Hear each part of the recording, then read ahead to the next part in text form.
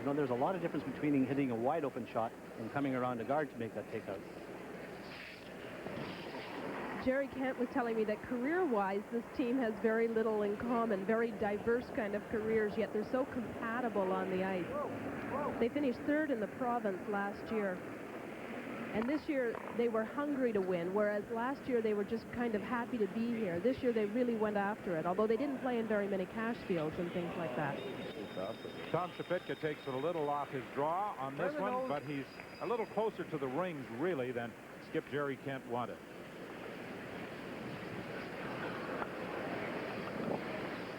Down normal. You'll notice that Kevin Martin uses a corn broom, Don. A very green corn broom.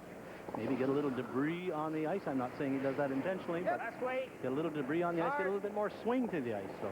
Well, it certainly needs debris. I know I was curling on the ice the other morning after Alberta had played on the ice the night before, and there's green corn all over the place. And it does help around the house, help rocks move in a little bit, all that chafe that's left over from the corn broom.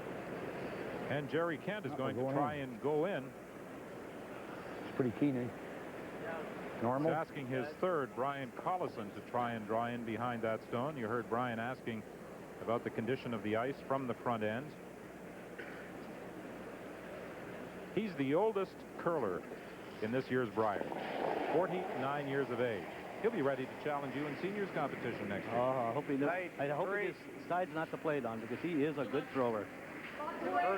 Need it for line. Got a great. Of course, the danger of that rock being very close to the rings is there's a chance they could push it in. And that's exactly what happens. You saw in that shot how much it did curl. The ice is swinging very, very well. It's great ice. All the curlers have been complimenting it, except for one night when it was very humid outside and the ice got very frosty. Aside from that, that was the only problem. We understand that particular night was very high humidity in southern Ontario, that one of the large doors at Copps Coliseum was left open, and as a result, the ice conditions changed. Down normal. Kevin Park, third stone for Alberta, is involved in the restaurant business in Edmonton. Kevin and Linda's restaurant in the Otwell Shopping Plaza. He said, fortunately this week we were closed for renovations. Get off and Good timing. BC may get another break here because that rock is going to roll out. They desperately wanted to save the shooter. Oh, yes, because if they get two up, they like to run everything, and they had a great opportunity there. And oddly enough, Don, there's two half shots by the Alberta team. That's more half shots than we saw in the game against Manitoba. It was incredible yesterday watching that game between Manitoba and Alberta. How precise and how accurate the Alberta team was in continuously peeling the guards that Manitoba played. You know, the peeling game may be boring, but it still is a difficult game to play. You know what I like about this BC team? Not much discussion. Collison's down at the other end, ready to shoot, and Skip is calling, and he's ready. Whatever the Skip calls is fine with him. Oh. Good job, Brian. Way to go. A nose hit, and BC lies one. Go, guys.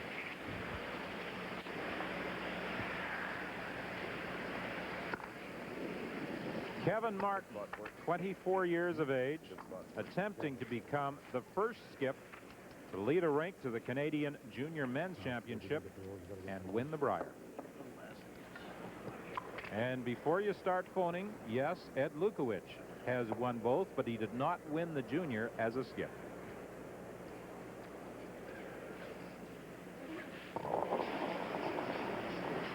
Hurry! Yep!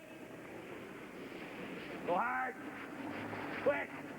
Hurry, guys, all the way. Right up! Boy, this is three hits and roll to the inside. They want to roll to the open side, but that's three takeouts. That you would give him on a 4-point must system. Give him maybe 2 points for it, or maybe even 1. Well, it's ironic that as soon as we start raving on about how great a hitting team they are, they start making half shots. Maybe we spoke too soon, but they certainly have been fantastic at it all week. Well, it really was amazing in that game yesterday against Manitoba. Don Bartlett the lead, 92%. Dan Petrick the second, 95. Kevin Park the third, 98. And skip Kevin Martin, 98%. A team average of 96%. Manitoba, 94%. Unbelievable. Kind of felt sorry for Jeff Stoughton. He really ran into a hot team, and it was so important for him to win that game because he would have qualified for the playoffs. Well, it was a situation yesterday where Stoughton desperately was trying to develop an end. Alberta just never gave him the opportunity after scoring two with last rock in the opening end. Easy. Wow. Well, this is an interesting call by Kent. Got to move. He is going around the corner guard, and he has to be careful that he doesn't slip behind that tee line. Come on. Hurry. Hurry. Oh, what a gorgeous shot for the first end. He had to be concerned about his weight. He didn't want to be too deep, as you suggested, and it comes to rest in the 12-foot. BC lies one. Well, not only too deep, but Don, if he stops short, then of course Kevin Martin is going to go around it. So it was important that he get it in the ring somewhere. A hair more, Kev. Yeah, I thought it was pretty weak. I was afraid of it going behind the tee. Sports. Still all right. But it's still got to move it. yeah. It's going to be like last night, I think, where they throw out the anchor pretty quick at the end. What does he mean by that, Don? Stopping very quickly in the house, throw out the anchor. Stops very fast coming into the house. So that's important for the sweepers to know that, Don, because they know if it's a little bit heavy, that they can just keep it clean and it'll grind to a halt at the very end. Wall, clean, off it. Right off, stay close. Wall, off it. Whoa. Straight over. Straight over. Oh, that was a good shot. That just shows you how accurate Kevin Martin is, Don. I mean, he can almost tell you where he's going to hit that rock and where he's going to roll to. That's how good a curler he is. We mentioned that in 1985, he won the Canadian Junior Championship. He had the disappointment the following year of losing in the World Championship final to David Aitken of Scotland.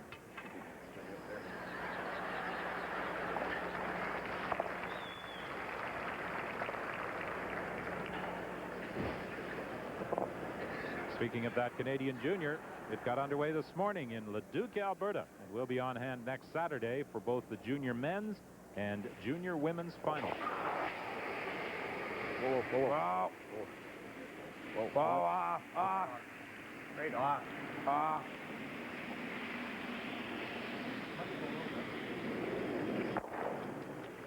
He was hoping to save the shooter, forcing Martin to at least hit and roll out if he wanted to blank the end. Now, Martin is looking at the possibility of trying to split one of those front stones and pick up a pair on this opening end.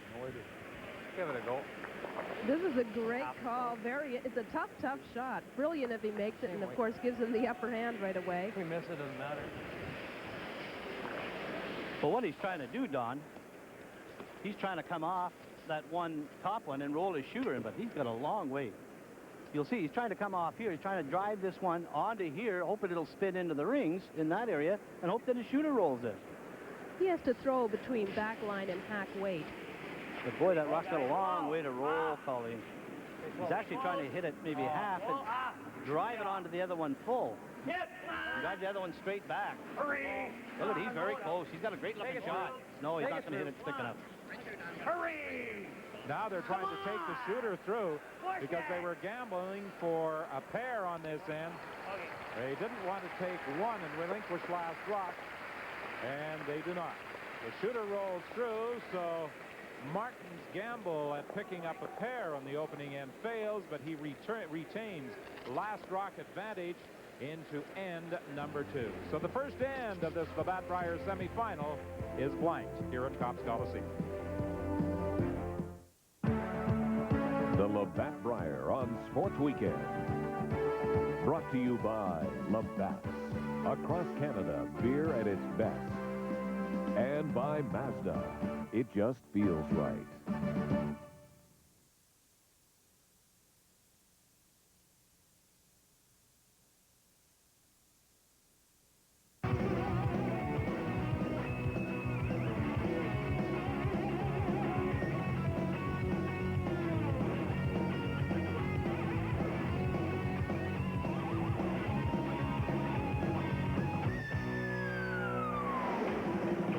the games are through, it's time for a blue. Labatt's Blues. It's the way we play. All right, you're about to graduate into the Purex Pillow Game. So never forget your mission in life is to be soft. Much softer. That's better. Now, present softness.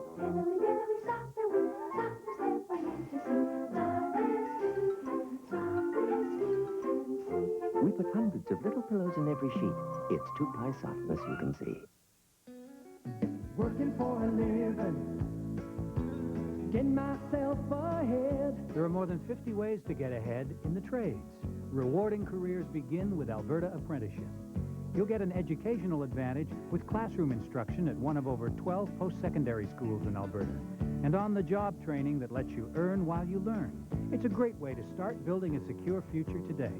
For more information, contact your nearest Alberta Career Development Center.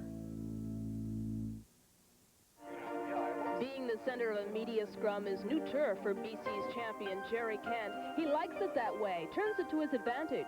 Canadian Curling Association publishes a newspaper, and there was an article in the most recent issue which was headlined, "Gerry Who from Where?"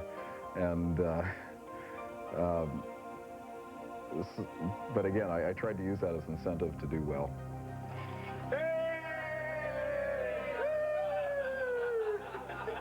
Now everybody knows who Gerry is, and yet at the center of the storm, he's found calm and a perfect understanding of what his rink is. Although we're not a team of superstars, we gel well as a team. We complement each other, and it seems that when the going gets tough, that's when we do our best curling. Kent's team has been coming from behind all year long. They beat some great rinks to get here, and Gerry knows all about pressure. There is a lot of pressure in the practice of law. Every day you're expected to perform in some way, and often the stakes are high, certainly much higher than in a curling game, because sometimes a person's future is at stake. So that may help, that I have to cope with that pressure on a day-to-day basis. You get the feeling that this team knows exactly what's at stake here, and Gerry's vision goes all the way to the Olympics. Well, I think to everybody here, what would mean the most is the opportunity to go to the Olympics. And that certainly means the most to me. It would just be a thrill of the lifetime to represent Canada in the Olympics. Now he has another opportunity to rise to the occasion, surrounded by family and friends who know that Gerry Kent will do whatever it takes. We talked about pressure. Gerry Kent will have to fly out of here immediately upon completion of play tomorrow. Arrive in Calgary Sunday night. Stay over in Calgary Sunday night to catch a very early flight to Cranbrook on Monday morning, because he has a court appearance on Monday morning. He's involved in litigation proceedings, so he has to get involved in some rather quick travel to get back to tend to business in Cranbrook, British Columbia. He's a very busy man. In addition to his legal career and mountain climbing, he has 5 children, so he says that's one of the reasons why they didn't do very many cash fields this year, was because he wants to spend more time with his family. Dan Petrick at second stone for Kevin Martin was with Martin when he won the 1985 Canadian Junior Men's Championship, and then finished second at the 1986 World Junior. He broke a broom while sweeping earlier in the round robin. You don't see that very often. That's an interesting call here by Alberta. Everybody thinks they're going to play the hit game. There's 2 rocks out in front, and they immediately go around it. So he may be changing philosophy. He may be using reverse psychology on Kent of British Columbia, saying, well, we're not going to hit. We're going to play the draw game. This is a good start for him. Unfortunately, it slipped to the back of the 12-foot. Be that much better top of the 12-foot as opposed to the back. Tom Shapitka back in Cranbrook owns Jugheads, a nightclub in that southern BC city. The BC front end's been a very consistent front end throughout the week, too, averaging about 83 or 84% between the two of them. Here's a good-looking shot. A little bit strong, but stayed straight all the way down on that in-turn or the out-turn for Shapitska, but it stayed very, very straight. It's fairly wide open. Martin tapped the ice in the top of the 8-foot circle. He's going to ignore that stone. Yes. Well, he wants to come right on top of the 12-foot, maybe just biting the 8-foot to be shot. There's lots of time in this end for him to draw it on that one, so he wants to come around that center guard. We'll just see how much the rock curls at the end. We'll do the majority of its curling from the hog line in, so that you have to be very, very conscious. He's well by the guard. There's the corn broom. It's not going to bury, so Don, they're going to take it right to the back one in the back wall. Well, if you're a scorer, Colleen, do you give him 4 for that shot, 3, 2, or 1? Well, gee, I like that freeze. I guess I'd give him 4 if I was scoring, but it wasn't the shot called for. The shot called for was the come-around. So, Colleen, you're saying you give him 4 on a fluke. Can I just sit on the fence? Yeah. Yes, that's right. But that is that's that was what a they call great plan B. Missing the correct way. Yes, if he gets around the center guard and puts it half in the 8-foot, that is a 4-pointer. But this, I think you would have to give him maybe 3, 4. It's going to be very difficult to pick it out of there. And I think Kent is just asking him to come down and tap it through. Onto the road at the back, but boy, it looked to me like Collison rolled this one badly. And it looks a little light, too. Oh, my goodness. Not a little light, a lot. And very quickly, Martin, sensing an opportunity to pick up a couple on this second end, asks for a draw behind those guards in the top of the 12. This is how 3-pointers are born. Okay, for Kevin Martin, Don, he wants to pull this rock right exactly where he's tapping it. He doesn't want to leave it in the open. He wants to bring it in right into the 8-foot, just in that area there, in front of the tee line, which is very, very important. He doesn't want to leave it in the open. You can see the ice he's taken about a foot past the guard, so they're saying it's going to take a foot of ice with correct draw weight to put it into the 8-foot.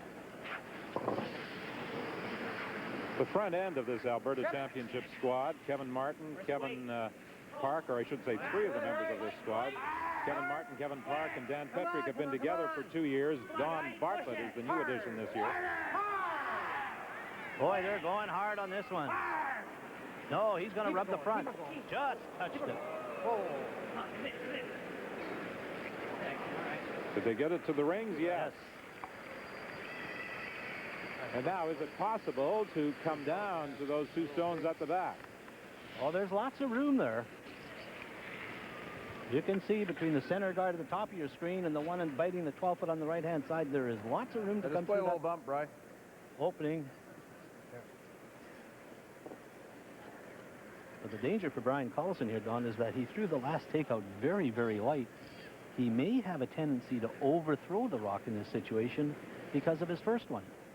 And if he does that, he's liable to hit the red one on the outside. Oh, nicely away. Off the weight, halfway. Whoa, wow, let it go. Wow, clean that. Room.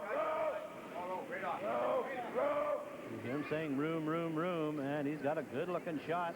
Whoa, he just got back. No. Didn't curl enough. You heard Collison telling the sweepers to leave the stone alone. He wanted it to bend more. Well, I think for Kevin Martin, Don, he called exactly the same shot for Kevin Park as he did with his first one. In-turn draw, top of the 8-foot, half buried behind the long center guard. Now, there are more rocks in play in this second end than there was in the complete game in Manitoba, Alberta yesterday. Yes, it certainly is a contrast to what we witnessed on the 11th draw of round-robin competition. Of course, don't discount that happening if Alberta gets up by a pair. Yep, we're there. We're line. Well, they're going to have to go on this one. Yes, hurry. Hard. Right off. Never.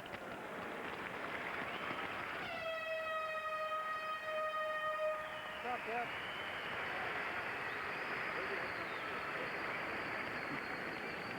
With that delivery by Kevin Park, Alberta now lies 2.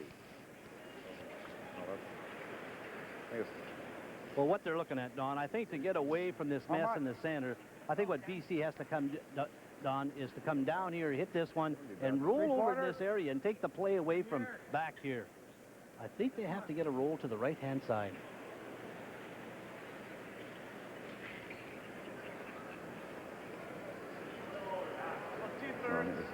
Okay. Oh, he's playing the freeze. Well, this is a move you two have been getting after me for a long time. When I played in the Scott Tournament of Hearts, you said never freeze in the third end, which was when I did it, and here he is in the second end trying it. There is a difference, however, Colleen. He is freezing to one that is in front of the tee line and will be second shot. Which is harder, I think. Oh, I know. Freeze in front of the tee line is around the front. What would you play here, Colleen? I like the hit and roll behind the red shot. And maybe looking at giving Alberta a deuce here, but you can't give them a 3. Gerry Kent may be having some second thoughts as he settles in the hack. Well, I think more than anything, he's nervous about the ice because he can only see about half a rock. And the ice runs very, very straight down there, and you cannot afford to throw any kind of weight at all, or you'll go right through the house. Line's good. Out of room. Room. Right off. Just a freeze. Right off. They should maybe sweep this and get a little bit of roll to it.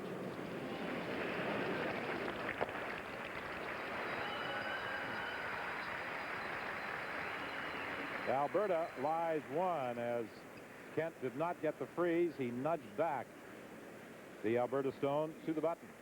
But he does have second shot. Look at that. He just draws here and bumps us 4 inches. Oh, no. 2 on my last one.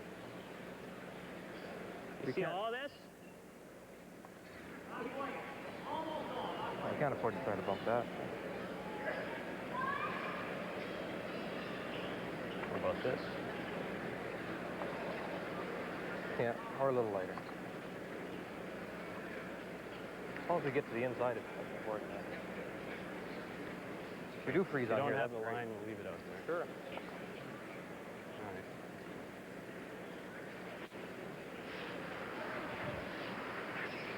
Well, for Kevin Martin, the reason that he's only playing the draw, Don, is because he can only see a little bit of this rock. If he comes down here and hits it and drives it over there, he may drive it onto his own shot rock.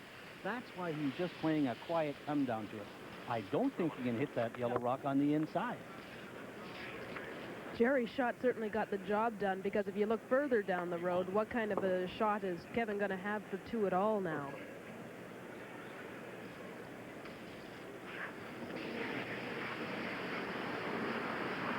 Oh, ton of room, guys. No line yet. Hurry. Line's good. There's a weight. Hurry. Wait a little down. Hurry, then. Hurry. Go halfway. Come on. Line's good. Oh, boy. Just over. Line's good. Come on. Okay. Good. All right. Boy. All right. Not nearly as deep as he wanted to be. Now, what shot does Gerry Kent have? Well, the danger for him, Don, is that he may just play another guard and concede one to Alberta. Well, I was saying then Alberta won't really have much of a shot for 2. Come off, too. Like with your last. We're just going to try to chip. Yeah, but if you I'll chip tell you up what, to you here, see that rock on the far, far left-hand side? The red rock. There's always that angle shot for Alberta in the last one. So Gerry Kent's got to be very aware of that.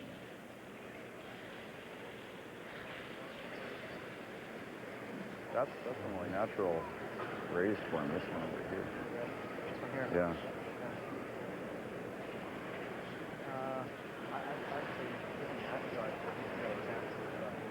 you can't go at all the angle raises. There's no way. Huh? You can't cover all the angle raises anyway. No. It's a question of which one we want to cover. We've got a chance for one if we guard this one. If you let him go to this, he could drive it onto ours, is right. Huh? Yeah, but this is an easier one than that one. Yeah, it is. Whatever you want. He might not try it. He could peel his own off the can, that long one. Yeah. Huh? Let's guard this one. Yeah. Do you agree with that call? Yeah, I really do. I don't think we have anything else. But I think what I'd do is I might pull this rock right into here just like this, Don, in that area there. I wouldn't, there's always the danger of this one here for Alberta to angle raise. But if I was them, I would put the rock right in that area there and cover off any chance and concede one. But look at the ice he's taking. Boy, that's a lot of ice. As Brian Collison, the third stone for BC, said, they can't guard everything here. He could take his own. Well, there's the angle raise possibility of that stone over on the left-hand side of the center line. Let me tell you, as soon as Gerry Kent lets this one go, I wouldn't be a bit surprised to see Kevin Martin say, okay, how much ice do I need to hit that one on the right-hand side? Because that's what he's going to play. I mean, it's a good gamble on his part because he's got a chance for three. Hooray! Hooray! Hooray! You have to get this one over the hog line to cover off the other red one. Okay. Okay, that's good. That's okay, so here you go. Now watch this. Kevin Martin is up there immediately taking a look at that stone.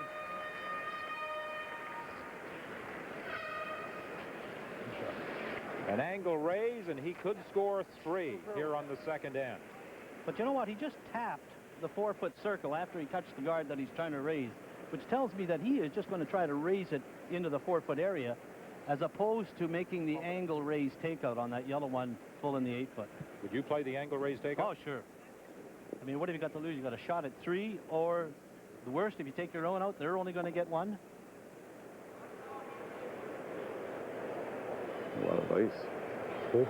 This might be throwing much weight. This is just throwing easy weight. Line. Road. Line's good. You heard Gerry Kent say a lot of ice. I think he now realizes that he's simply trying to raise that red stone into the 4-foot. That's all he's playing. Look at the angle. See if he had the weight. Look at that. Almost. Almost.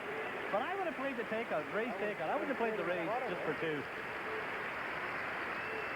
So with a lot of rocks in play in the second end, the best Alberta's Kevin Martin can do with the hammer is pick up a single point.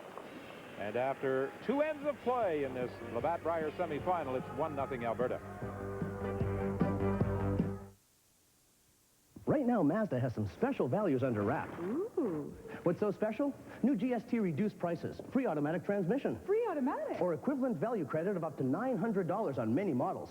Plus loaded, specially priced special editions like 323, Protégé, 626, trucks, and MX6. Great spoiler. Thank you. And wait till you see our limited edition MPV and Miata. In British Racing Green. See your Mazda dealer soon, because these special values won't last long. It's winter. Let the games begin.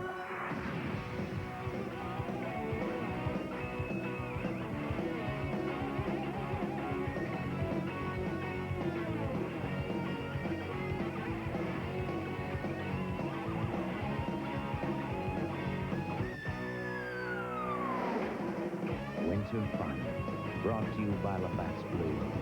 It's the way we play. Ken Tomahiro's impression of the Big Boss Man. Kentucky Fried Chicken's impression of the Big Boss Man. Ann Wood's impression of the Ultimate Warrior. Kentucky Fried Chicken's impression of the Ultimate Warrior. And you can only make these impressions with WWF Power Stamps. There's Hulk Hogan and the Ultimate Warrior. Big Boss Man. And Macho King Randy Savage for 99 cents each. Collect one each week only at Kentucky Fried Chicken. And make your own impression. Kevin Martin wants to be the first junior champion to win the Brier, and he has a clear idea of what that will take. He will win the Canadian Junior, and a lot of young guys, for some reason, think that they know something when they win that. And it just isn't true. Like, you can shoot well, but it doesn't mean you know anything about strategy. Like, if you make a lot of shots in junior, if you can shoot 90%, you'll win. If you shoot 90% out here, you might win, maybe, if your strategy's good. You better shoot 100 if your strategy is bad. Martin has already given up a great deal for his sport, a fact he accepts with wisdom beyond his 24 years. I make curling ice and practice lots and curl a lot of games. So I've circled virtually my whole life around the game, and my wife almost has to do the same thing all winter. So it's tough, but you have to give up a few things. Now he's ready to make the big jump onto the world stage, and he looks to intangibles to get him there. Well, if your strategy's sound and you throw it well, nothing much else you can do. You just have to be really, really patient. That's huge. Being patient, wait for the other team. If your guys are shooting really well and you're patient, that's pretty tough for the other team to win, because there's very few patient skips in the world. The ones that are really patient win, but you just have to be patient, and that's one thing that Hector has just drilled into a guy, to be patient and play high percentage shots, and it's worked. Martin knows what's on the line here, but he's not looking past this tournament. He's focused on one thing only. I'm not sure the Olympics carries the weight of the Brier. It's not even close. Like getting the curl in the Olympics is a nice trip, but the Brier means so much more, so much more. It's just way above the Worlds or Olympics. The Brier's the peak, and everything after that is a bonus, for sure. And I'm sure that every curler must look at it that way. So the hitman from Edmonton is ready to take the biggest step of his career. And if confidence counts for anything, Kevin Martin may be up to the task. His thoughts on curling, Don, belie his youth, 24 years of age. I thought he made a most astute comment that it's one thing to win the Canadian Junior and the World Junior, but you're stepping into an entirely different league when you compete in a Brier. Well, his comments about, you can curl 90% in Junior and win. You can curl 90% at the Brier and lose, and he is so right. If you are a poor strategist, you will never, ever win the Brier. And you have to understand that. You have to realize that. And when he says Hector drills into his head patience, he is absolutely right. I mean, we got the stopwatches, we got the body motion, we got the inside-out throwing. But I tell you, if you don't know anything about strategy and you have no patience in this game, all the stopwatches in the world, all the rules in the world, you are not going to win. Well, we saw here this week the number of great curlers there were, and it came down to things like patience and things like who got that right roll at the right time, because as we were talking about earlier, tremendous parity at this year's Brier. Everybody could beat anybody on any given day. And of course, the Hector he was referring to is Hector Gervais, who's back at his home club in Edmonton.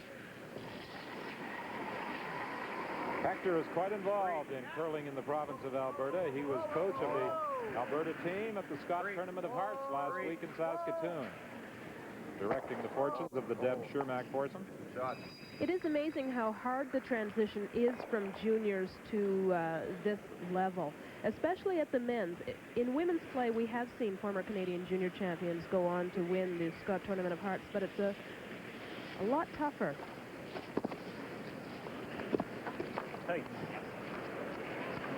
Well, you see how important in this game it was for British Columbia to hold Alberta to one single point there, because now Kevin Martin is playing center guard. He's only one up. If he was two up, Don, it wouldn't be a rock and play, but he's only one up.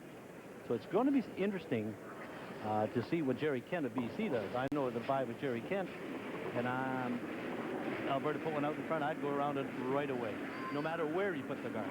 I mean, you got to change your philosophy of the game of curling with who you're playing against. This BC championship squad is from the Cranbrook Curling Club, and we understand that the folks at the Cranbrook Curling Club have their own Brier patch set up to view this semifinal game, and Gerry and the other members of the rink asked us to say hello. Normal. Well, what would a curling event be without a Brier patch?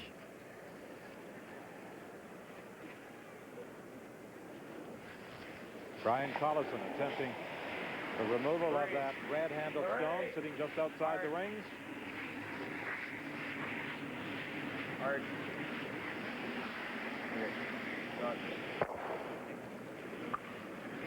The competing rinks had the option of choosing stones to participate in this semifinal game. Now, there are 6 sheets of ice here at Cops Coliseum because they do have an Olympic-sized ice surface. The rocks they use for the Brier More weight, or will the same weight get are normally used on only 5 sheets of curling ice. So they have the rocks, the 10 sets of rocks for a 5-sheet Brier. They had to go to a club and get an additional 2 sets of rocks for the 6th sheet of ice here. Those rocks apparently curl a little more than the Brier rocks. So as a result, I think we have discovered that BC today is using rocks that maybe curl just a little more. They go to great pains before the game testing the rocks to see if they have a match set. They were originally going to bring in the Thompson rocks that were played with at the Scott Tournament of Hearts. And the committee wanted these rocks. They work a lot better. Stay off. All the way, Kevin. Stay off. No, never. Never. They're saying never because it is heavy. They do not want it to slip behind the tee line. That's exactly what happened. Well, Don, for those not familiar with curling strategy, why do you not want that rock behind the tee line? Well, because, Don, if it's behind the tee line, the other team can come down and sit on top of it, and they'll be shot rock. If it was in front of the tee line, in front of the button, you come down and freeze to it, you're not shot rock. The other guy may play a guard. So the danger is that when you go behind the tee line, it gives the opportunity for the other team to come down in front of it. It's just a no-no. And that's part of the strategy. Part of the strategy, exactly. And part of the sweeping responsibilities of the front end. They sweep too much and it goes behind the tee line. That's sweeping error. Wow! Brian Collison calling off the front end of Ken McCarg and Tom Chapitka. Right off. It has to bend some. Hurry. Will he get enough of that stone to remove it? No, it hangs on the back wall. And things are developing here. Right. Now, of course, for Kevin Martin, he would like to hit on and roll behind cover on the right-hand side. And weight is such a critical factor in this shot. You see where the brush is being held right. Yeah, just board plus. A little bigger. Board plus just a little bigger.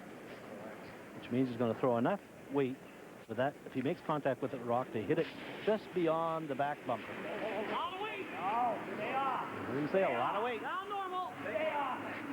Stay close. Whoa. Hurry. Come on. Hurry. Quick. Oh. Rolled a little too far. Well, you talk about sweeping errors. There's one of them. They should have been on it a little bit earlier because it moved a little bit faster for him and he rolled into the open. Try.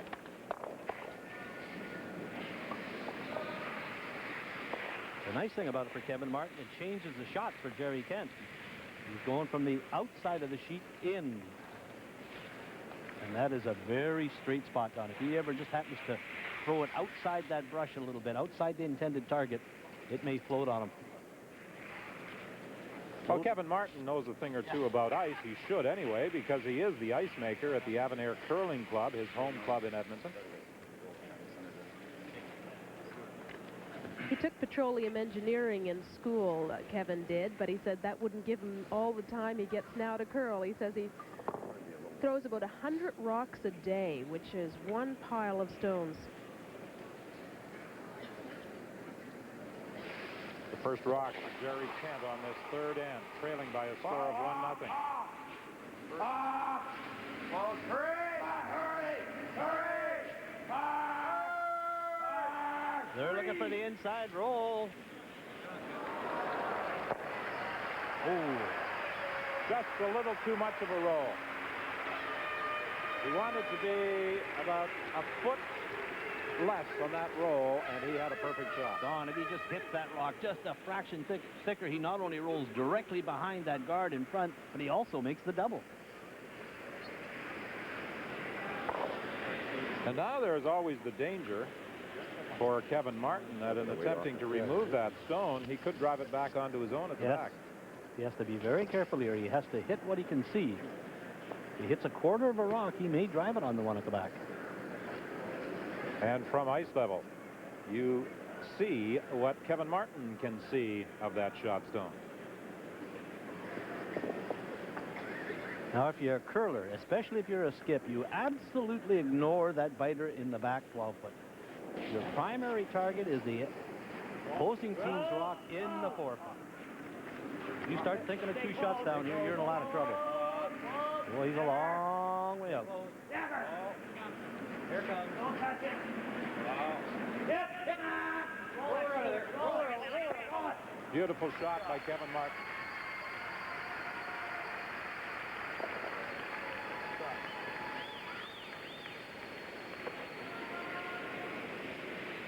Alberta lies 2.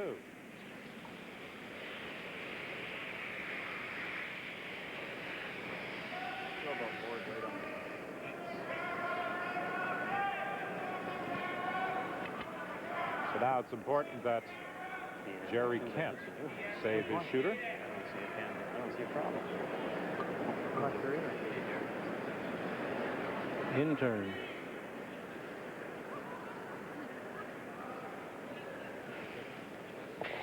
Same shot as Kevin Martin. Oh, right off. Right off. Right off. Oh, he's got a lot of weight on. Right Pick off. has dropped right off it. Right off. Is he going to roll out? Yes, he is. No, he's going to hang right in there, back of the 8-foot. Oh, that was close to hit and roll out. So with the final stone of the 3rd end, Gerry Kent picks up a single point. And after 3 ends of play, this Labatt Brier semifinal is tied at 1. Now let's go to Sports Weekend Control and Ken Daniel. Thank you very much, Don. Updating hockey this afternoon, the Boston Bruins and the Toronto Maple Leafs. They are playing at the Boston Garden.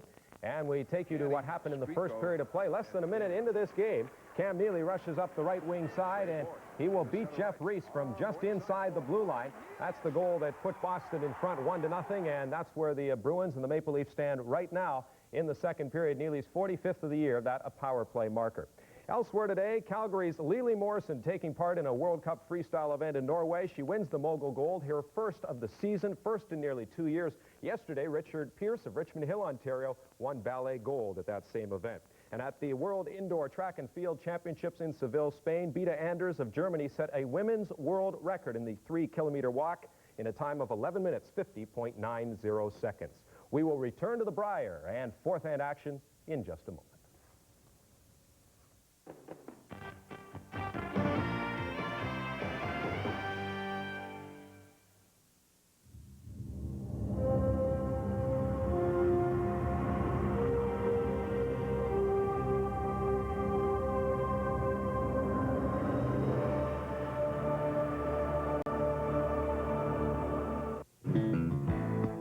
For any season, for any reason, turkey fits your favorite taste. Enjoy turkey. It's your choice for today and tomorrow. Right now, Mazda has some special values under wrap. Ooh. What's so special? New GST reduced prices, free automatic transmission, Free automatic. or equivalent value credit of up to $900 on many models, plus loaded specially priced special editions like 323, Protege, all 626, trucks, and MX6. Great spoiler. Thank you. And wait till you see our limited edition MPV and Miata. In British Racing Green. See your Mazda dealer soon, because these special values won't last long. It's winter. Let the games begin.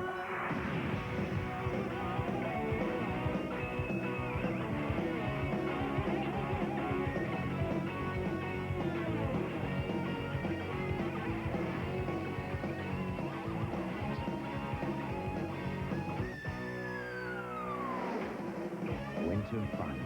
Brought to you by Labatt's Blue. It's the way we play.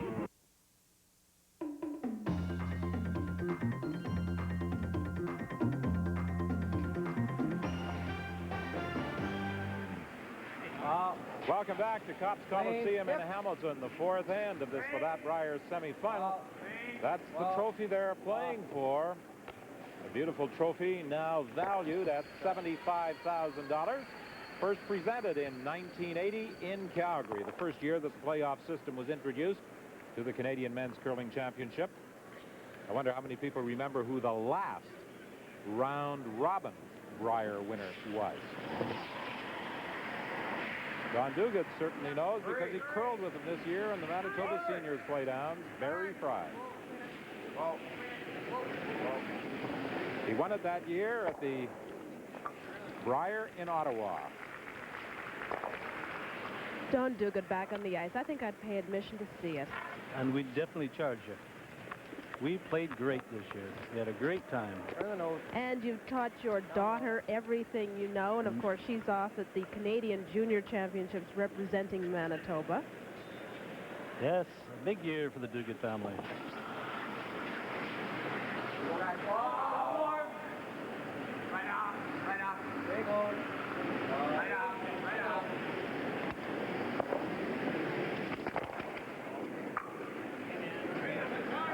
That shot by Petrick rolls out of the rings. And now Gerry Kent is asking for a center line guard.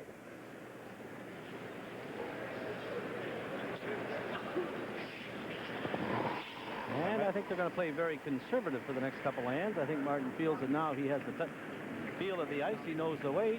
There was a lot of rocks in play the first 3 ends. And he may resort just to his takeout game, seeing how he has control of the even ends. Although he has surprised us so far, so you never know. Again, Shapitka is deeper than Skip Gerry Kent wanted. You know, that you're trying to get an end started, maybe get a nose hit out of the Alberta team, and you want the rock out in front. Really, this is a mistake, because Martin wants to play in the house, and BC wants to play out in front. So really, this is not a good curling shot. While it's in play, it definitely should be out in front. There's a difference if Martin hits it on the nose, they're lying one, but if they hit it on the nose out in front, then you have an opportunity to draw around it, and the strategy changes. Watch here. They're going to try to hit and roll to the corner. They roll, but out of the ring. Okay, for Coliseum now. And I'm sure Shapitka will tell him, say, look, I think it's keening up a bit because I threw that one the same as I did in the third end, and it slid a long way. Oh, it did for a second.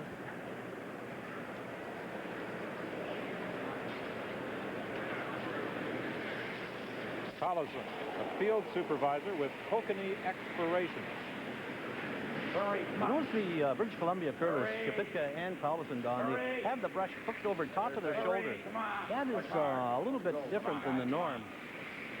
They're always leaning on their brush, whereas if it's at the side and running up the center of their back, they don't use it as much. But because it's hooked over the shoulder, they always rely on it for balance. Now here's, in contrast, Coliseum is away out in front, Don, like he's only about a foot over the hog line. So there's lots of room between that rock and the center line and the house. So Alberta's going to go around it. I hate long guards like that. They can cause you nothing but problems. Because you can miss that guard by a foot and a half, Don, and still become completely buried in the house. Whereas if it's tighter, you have to just go by the rock by a very small margin to be buried. Kevin Park, 26 years of age, playing third stone for Alberta, will attempt to go around that center guard of BC. Wait for it. Whoa, whoa, whoa, whoa, whoa. Yep. You should have lots of practice with this turn. Hurry! Because they wait too long. Oh, beautiful curling shot. Now the question is, they're going to get in the ring. Oh, that's super. That's pretty. That is a pretty curling shot. Perfect position, top of the 12-foot, way in front of the tee line and completely buried.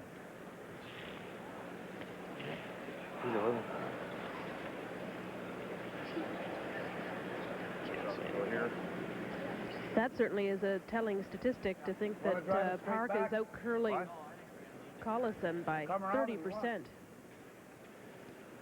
Tell you the nice part about it for BC is that your third is curling 33% and you're tied. You're still tied, that's right. And knowing he can probably only go up from there. Yes.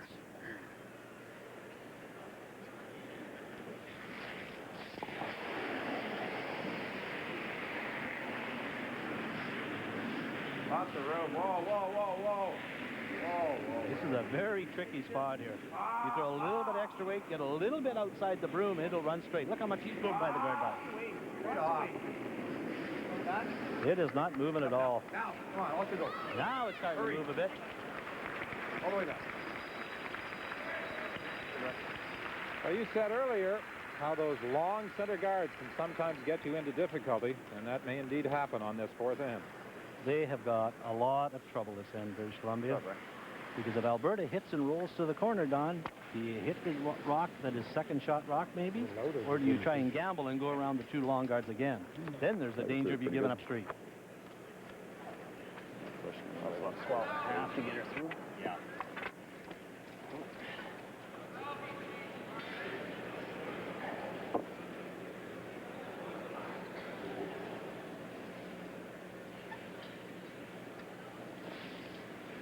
This shot by Kevin Park, Don, will set up this whole end for Alberta. If he makes a good hit and roll to the corner, they've got something started. Hard. Clean. Whoa, wait, whoa, hurry, hit. Whoa, hurry, hurry, hurry, hurry.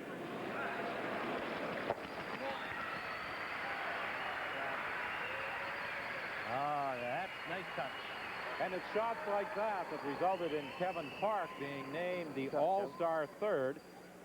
Randy Wojtowicz, the All-Star skip from Saskatchewan. Don Reddick of Quebec, the All-Star second. And Don Barton of Alberta was named first team All-Star League.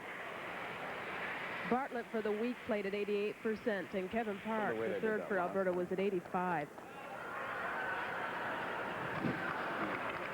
Yeah.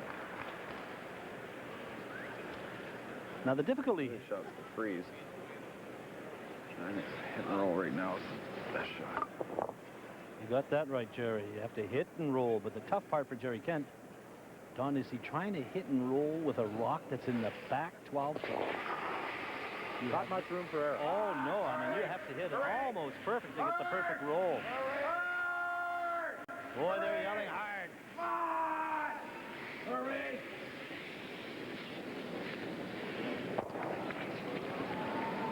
As we said, not much room for error. He caught a portion of that stone, but the shooter rolled out. In contrast to what we saw from the thirds, Kent is out curling his opposite number, Kevin Martin, by considerable. One little thing to keep in mind when you look at Martin's statistic of 58% is that second shot he played in the first end, he didn't mind throwing it through there, yet he would have been scored a 0 on the statistics. Yeah. All right. Okay, for Kevin Martin, Don, he's going to play, Colleen, he's going to play to the open side over here. He may have thought to bring it in here, but if he goes behind the tee line, BC will simply draw to it, and that's why he's playing to the open side. But let me tell you, he better make sure that he is deep in the back 12 foot, not up high. The higher you are in the house, the chance for BC to hit and roll. Come on. So he has to bring this one well back. Come on, guys. Come on, let's go. He's running out of circles. Come on. Quick, quick, quick, quick. Come on. He has run out of circles. Come on, hurry. I don't know. They can't believe that rock. It's going to be heavier over here. Two things there. A lot far all week. Getting caught in his own debris, perhaps, from the corn broom. You'll see BC every now and then really cleaning it. And Alberta's not as careful about their own corn. And secondly, it really does curl hard out to the wings. Oh, how's that thing go? Wow. Kevin cannot believe how much that rock took off. But you know the nice thing about it, BC cannot get to that rock in the top 12. So he's now going to the out turn. And let me tell you, this is strictly a guess on how much ice to take. I don't think how much he realized that rock may move at the end for him. Mine's good. Just wait. If you're here practicing and you've thrown that shot, you'll know how much it moved. But it'll move. It'll move. Whoa, whoa, whoa, whoa, whoa. Whoa, whoa, whoa, whoa. Right off. Oh, boy.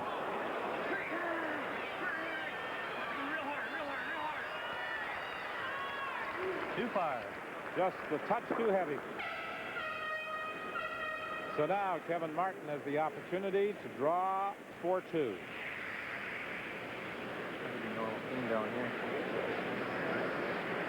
Boy, that rock never slowed down a bit, Don. It never dug in at all. It just kept on sliding.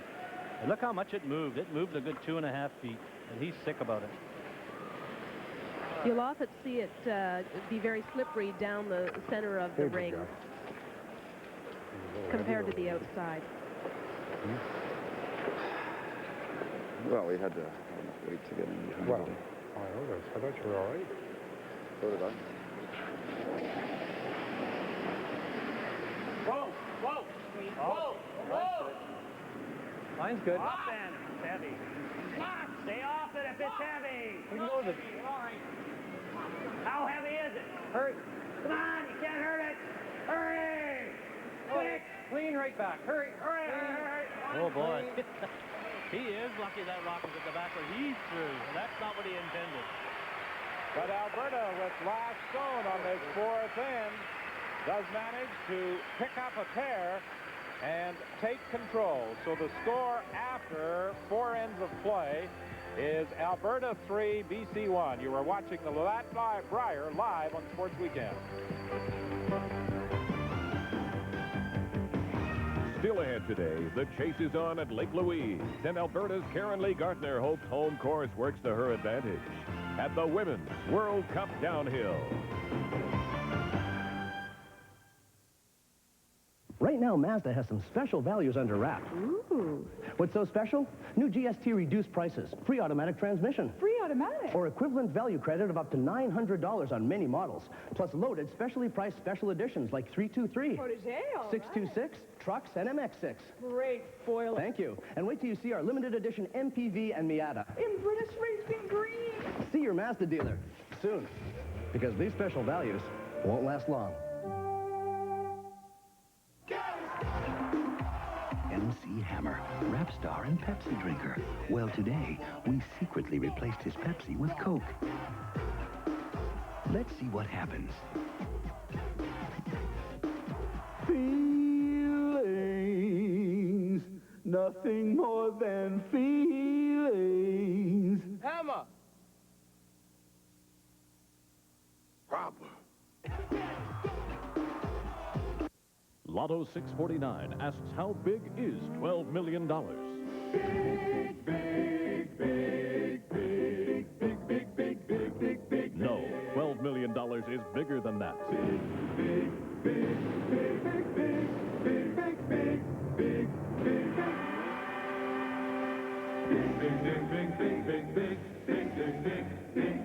This Saturday's Lotto 649 estimated jackpot is a tremendous $12 million.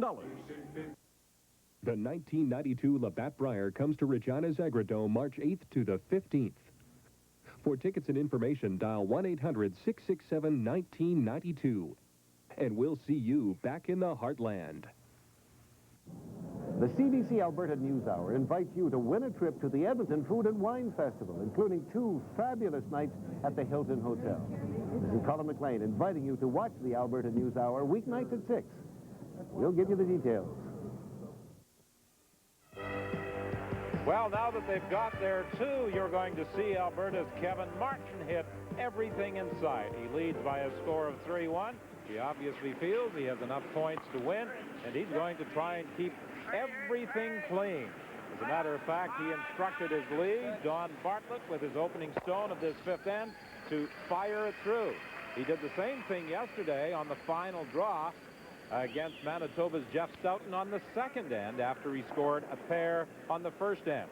And the fans' reaction here at Copps Coliseum was to boo the Alberta rink for firing it through. Well, nobody likes to see the Peel game, Don, because there's only one rock in play and not many exciting angle raises. So they want to see a lot of rocks in play, but Kevin Martin, he's here for one reason. That's to win the Brier, and how he wins it best is the way he plays the takeout game. And you can't deny him. If he's going to win that way, let him play that way. I guess we should be thankful it took him until the 4th end to get his deuce, as opposed to the 1st end, which against Manitoba's was when he started throwing them through in the 2nd end yesterday. So it's going to be very difficult now for BC to fight back in this game. given the precise shot making of this Alberta squad. They have stepped up their weight. You see the broom right on the edge of that stone, and Dan Petrick will attempt its removal. That's the style they've been successful with all season. They're not about to change now at the Brier. Well, here's the start. Now, you want to get something started against a team that likes to play it. They've got one in the house and it's got last rock. Put a guard on it. See what happens. You know, make them run at the guard. Maybe they'll run it back. Maybe they'll ignore it and say, hey, listen, we get a chance to get to this end. We'll maybe go around it. Then the game is on. Kent is calling on Chapitka to draw around that stone. He wants a yellow-handled BC rock at the back of the ring. It's also a good call.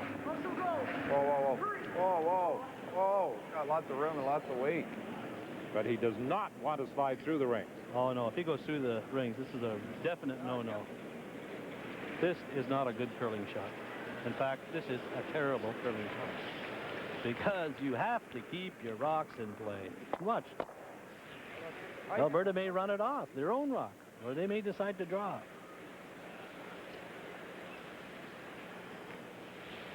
He's going to ask for a raise on that stone. Try and promote it back into the 4-foot. Well, this is good for BC. The more rocks in play, the better you are. The more chance you have to score 2. There's more rocks in play. The interesting thing is Alberta throws the first rock through. They don't want any rocks in play. Now they got a chance to run off their own and just keep it nice and clean.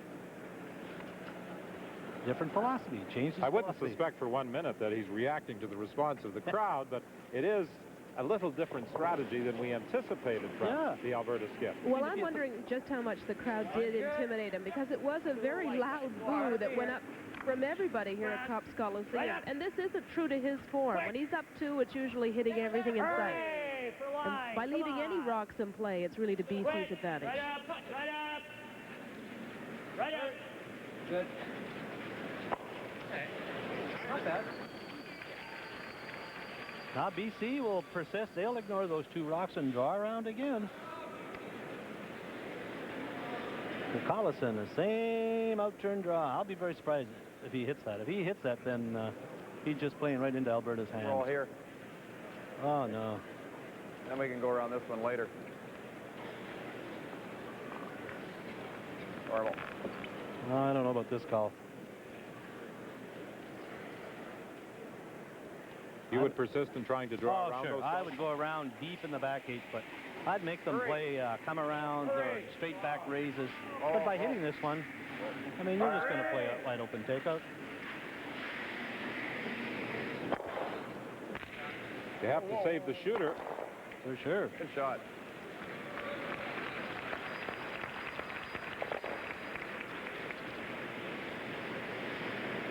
And very quickly, Kevin Martin positions the broom. He wants his 3rd, Kevin Park, to remove it.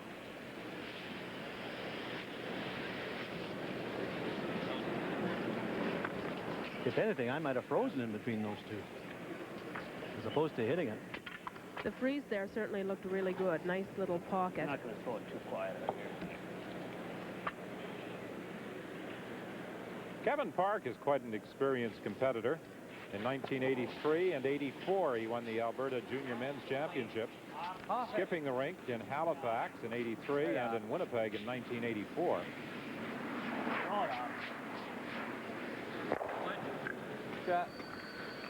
A hit, and Kevin Park rolls out. Of course, Don, what might have been the motivation behind Gerry's last decision to hit there is based on how Brian, his 3rd, is playing. Because when you're playing around 40%, those freezes can be tough. Yes, that's true. So sometimes you call Everything a shot. is tough when you're curling That's 33, right. 40%. But I mean, if he makes this shot, this is a good shot, but I would sooner go around 2 rocks as opposed to 1. More rocks over on that side, the better it is for BC. Got a good line. Right off. Got a good line. Yeah, yep, for line. Hurry. All right. Hurry. Oh, there's got lots of line. All the way. Come on. Hurry. Hurry. Come on. Hurry. Hurry. You really get an indication on that shot how great this ice is curling. Yeah, that curled nicely right at the end. If he has a little bit more weight, back 8 foot would have been better for him, but it's a little too close to that red-handled stone because now Martin can raise his own onto the yellow rock. Yeah, more separation, the more danger is that Alberta could drive it by it. But here he can just hit it on the nose. He cannot afford to hit it on the inside, of course, but if he hits it right on the nose, he's going to make the contact. It wasn't too line, Gerry. It was very. Yeah, it comes in nice there at the end. Well, it hangs for a while, and then it breaks. The no backswing delivery by Kevin Martin. That's becoming very popular amongst juniors. Boy, he's going to hit this one maybe too thin. Oh, good contact. So he removes the BC stone. Freeze on it. See what he does. Yeah, but he'll just guard it probably. He'll just guard you it freeze probably. to it. He'll draw to the other side, Gerry.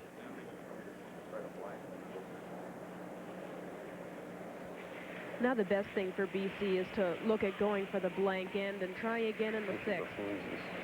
If I put on a perfect throw center, guys.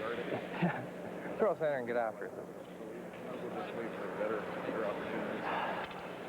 There's no sense having that first rocket light.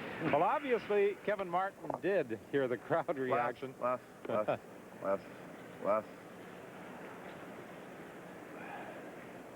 But I still don't think he's going to be intimidated by the crowd. Oh, no. No way. Wow. Oh, right off. Right off. Yep. Oh, right off. Boy, that rock is floating out. Even still, right at the end. Still moving. He wanted to hang around with that shooter. Now Kevin Martin is going to put one in the rings and say to Gerry Kent, if you want last rock advantage, you better hit and roll out in this zone. That rock, Don, coming into the hog line was almost right on the nose with the outturn takeout there. And from the hog line to contact with the rock, it must have just floated back about a good 3 inches and hit and rolled out.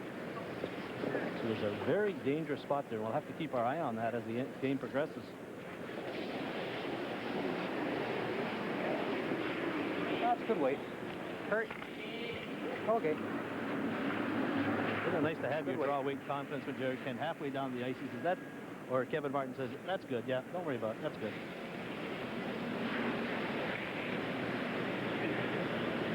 Okay. It doesn't matter. Good. How's that, eh? Out of his hand, he says, that's good weight. And he's right about that, right in the button.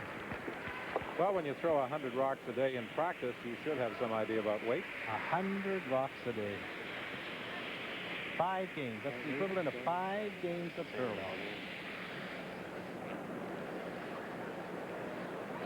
Rock. Firm, regular. Gerry Kent now attempting to drive that red-handled Alberta stone out of there.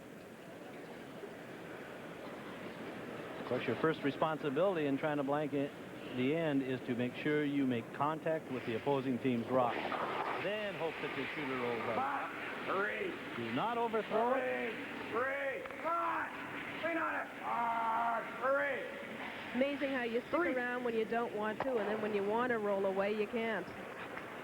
And he cannot roll away on this 5th end. He picks up a single point. And after 5 ends of play, it's now Alberta 3, British Columbia 2 in this Labatt-Brier semifinal. What is refreshing? It's winter. Let the games begin.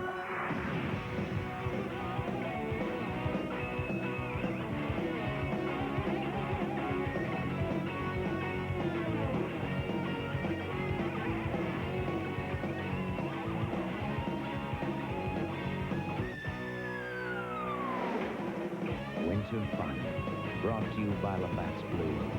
It's the way we play. A special? New GST reduced prices, free automatic transmission. Free automatic? Or equivalent value credit of up to $900 on many models.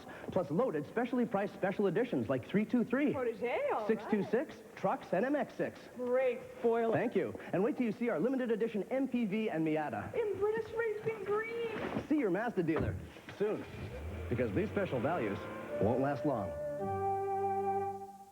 I think 4 to 5 days compared to 1 hour is a quality difference. That was Gina Martin's opinion before accepting LensCrafters Doubters Challenge. Now listen. My LensCrafters experience was wonderful. My glasses were completed in about 55 minutes. I'd say they were even better than what I'm accustomed to. I went in very skeptical, and I came out a true believer. LensCrafters, with 3 locations, now open Westmount Shopping Center. I notice you're always eating these bran flakes now. Kellogg's bran flakes, yeah. They're good. They're good? Yeah, good. You know, like how some stuff is good for you but doesn't taste good. Yeah. Some stuff that doesn't taste good is good for you. Yeah. Well, these aren't like that. With less than a teaspoon of sugar per serving and an honest whole grain taste. So these taste good, which is good. Yeah. And are good for you, which is also good. Exactly. That's good.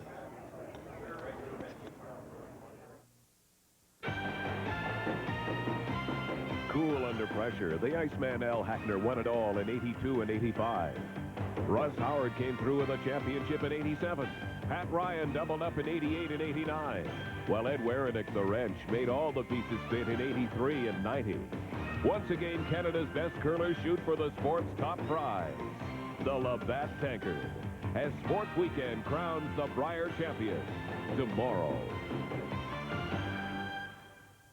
And welcome back to Sports Weekend Control. While they clean the ice at the Brier, let's bring you up to date on what else is happening on ice this afternoon. Toronto and Boston, they have just finished the second period at the Garden. The Boston Bruins leading the Toronto Maple Leafs by a score of 1-0. Cam Neely's goal early in the first period, the difference. The Leafs with just 2 shots on goal in the second period. Elsewhere this afternoon, Detroit and Minnesota just underway. The North Stars 11 back of Detroit and the Norris, 10 up on the Maple Leafs.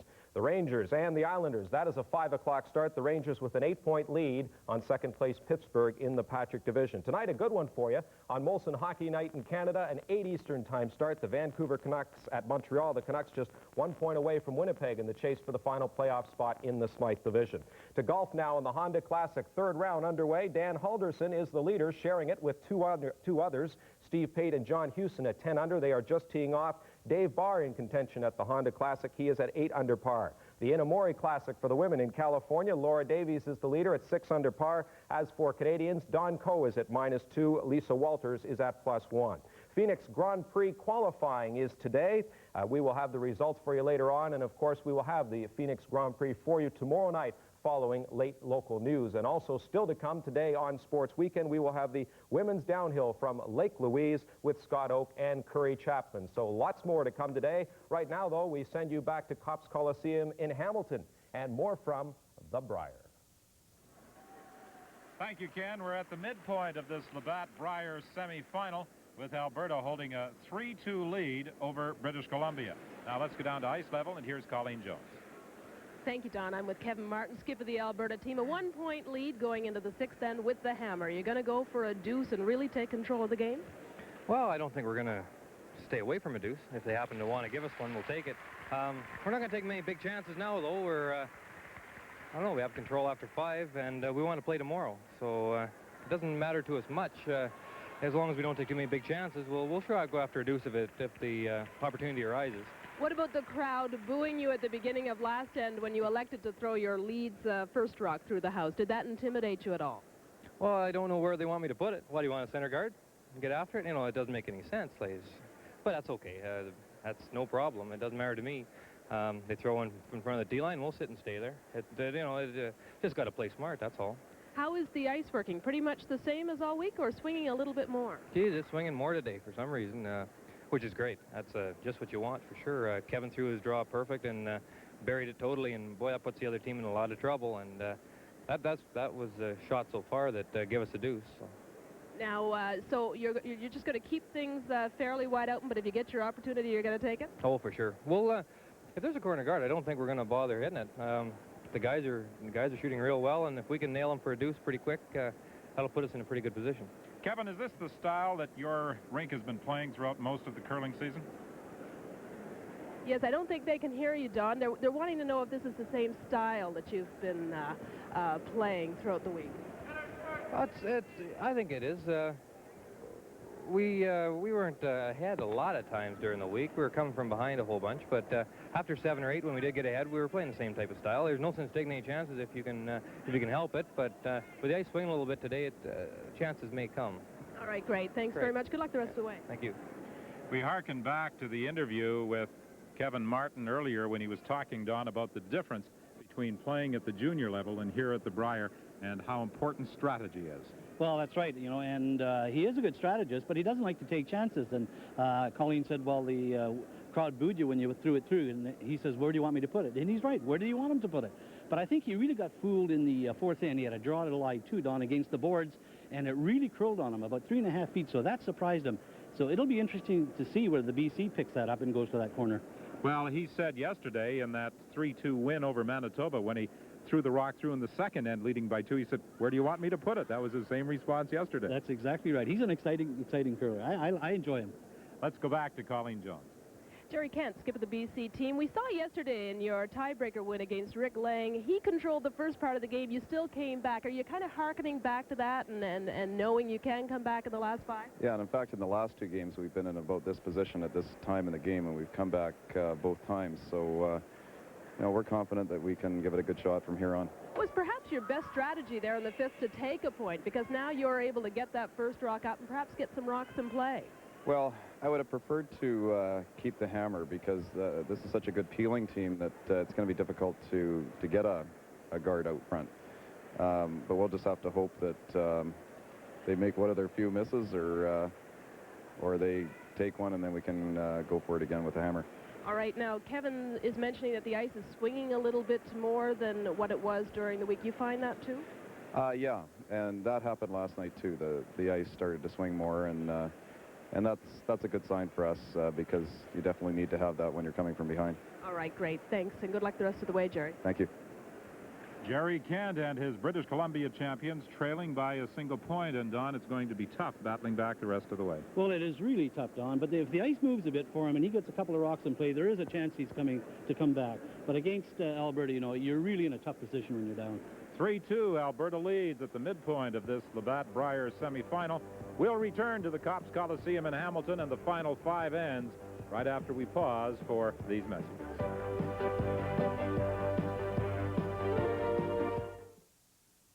Right now, Mazda has some special values under wrap. Ooh. What's so special? New GST reduced prices, free automatic transmission. Free automatic. Or equivalent value credit of up to $900 on many models, plus loaded specially priced special editions like 323, Protege, all 626, right. trucks, and MX6. Great spoiler. Thank you. And wait till you see our limited edition MPV and Miata. In British Racing Green. See your Mazda dealer soon, because these special values won't last long. It's winter. Let the games begin.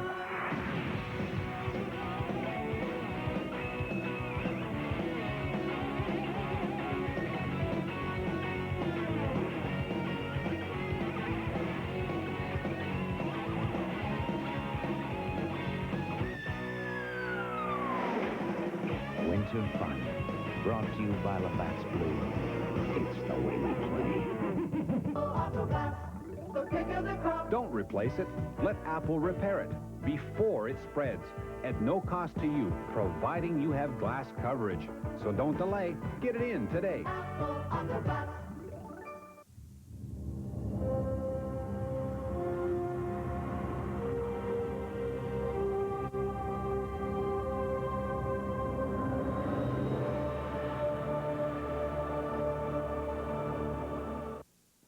Movie star Nick Lang wanted to find out what it was like to play a real-life cop.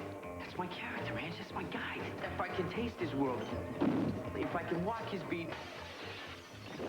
if I can get under his skin, I will nail this part. All right, just stop. He's about to find out the hard way. Michael J. Fox, James Woods.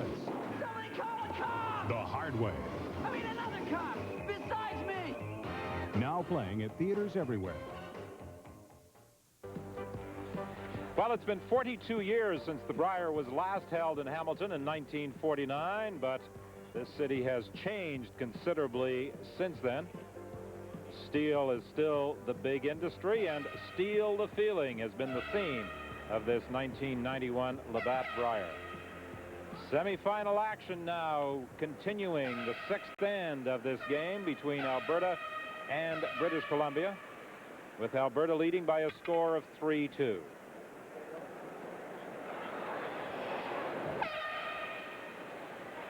Great, Gerry. Oh, bud.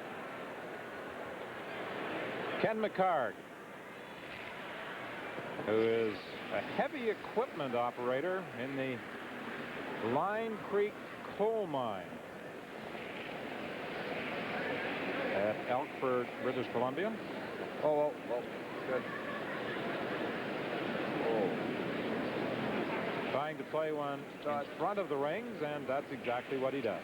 Well, that's where he's going to have to try and play the rest of the game, Don. He's one down. He does not have the advantage of last rock. So I would think he would try to play everything out in front, hoping to get some resemblance of a hit and stick by Alberta that he can draw around. I think, you know, he has to make Kevin Martin, not that Kevin's going to miss, make him make some finesse shots, you know, quiet come around tap backs, maybe angle freezes, this type of shot. Because if he's going to rely on just wide open takeouts by the Alberta team, he's going to be very hard pressed to get a miss out of them. You know, there's been a lot of talk here this week about the infamous modified Moncton rule, which would not allow leads to throw hits on rocks that are outside the ring. So in other words, Bartlett just couldn't have hit that rock.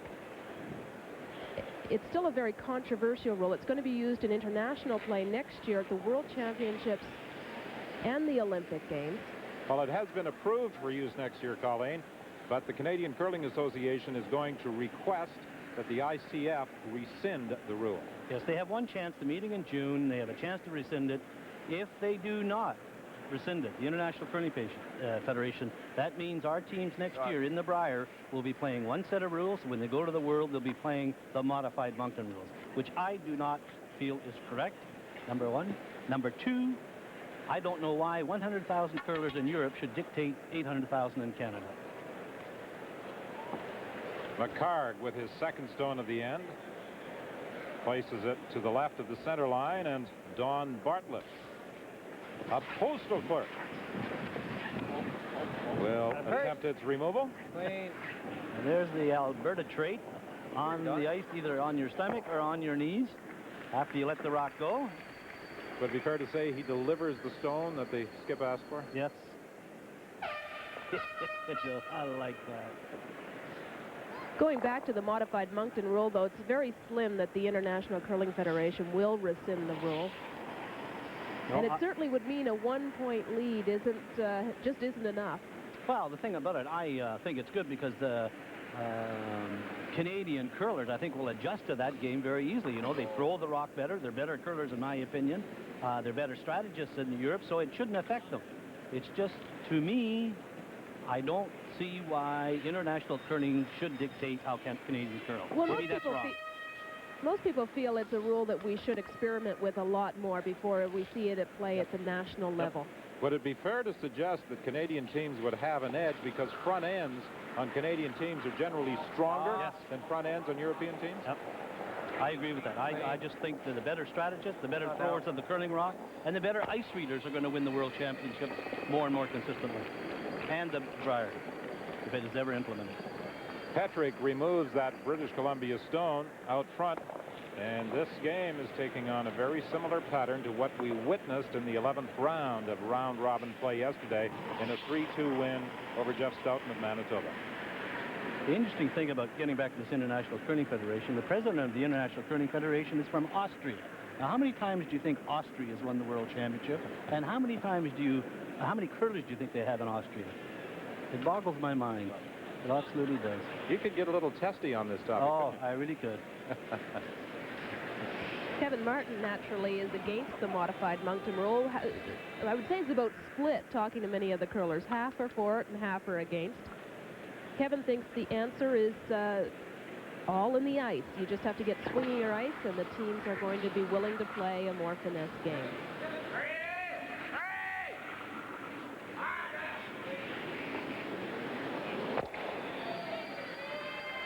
Dan Patrick removes that BC stone.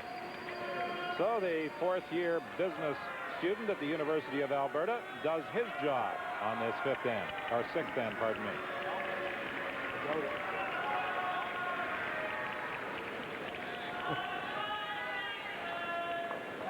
The spectators at Copps Coliseum, of course, would like to see all 16 Roxton play every end. Oh, sure. A lot more action, a lot more flukes, too. There's something else to think about. If they go for that modified Moncton rule, can you still operate on a 75-minute time clock? That's right. That is absolutely. You and I have talked about that, Don. They want to get more Roxton play, more action, so that'll slow down the pace if there's more Roxton play. And I don't think the International Curling Federation has taken into consideration. You get 75 minutes now, finish a curling game. 7.5 minutes per end. I don't think that's enough time if you go to the... Rick Lang, skip in Northern Ontario, had an interesting suggestion when we interviewed him earlier. It was to play modified Moncton and only play 8 ends, but keep the time limit the same. Certainly that's about all you would have time for with 75 minutes aside. Clean it. A lot of people don't think the rules of curling have to be tampered with at all. No. I like my suggestion. Make the ice about another 15 feet longer. You hear the reaction from the fans here at Copps Coliseum, but it's unfair, really, for Kevin Martin because he has the lead, and this is the type of game he has been successful with. He has an opportunity not only to win the Brier, but to go on to a world championship and represent his country at the Olympic Games. That's exactly right. And he has to be true to his game. He can't let the crowd heckling him get on him to the point where he's going to start making foolish decisions to come around. And I don't think he will, but sometimes it's hard when the crowd is booing him. But when we talked about the difference in the time clock, you watch as this game progresses. If this same style prevails, there will be less time on the BC clock. As a matter of fact, much less time than that remains on the Alberta clock. That's right. One team plays hit. They don't waste much time. The other team plays draw. Of course, they take a lot more time, so their clock runs down faster.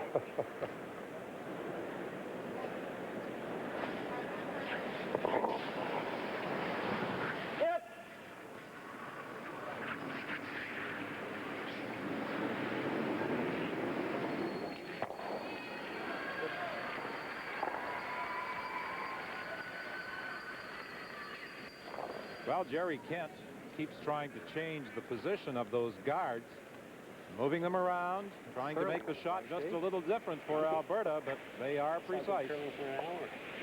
You ever notice how neat curlers are, though? Keep yellow rocks on one side and red on the other. There's never a red over with the yellow or vice versa. They're very, very neat, lined up in a row. Little bite. And I think Bite. Kevin Martin wins the neatness award of the week.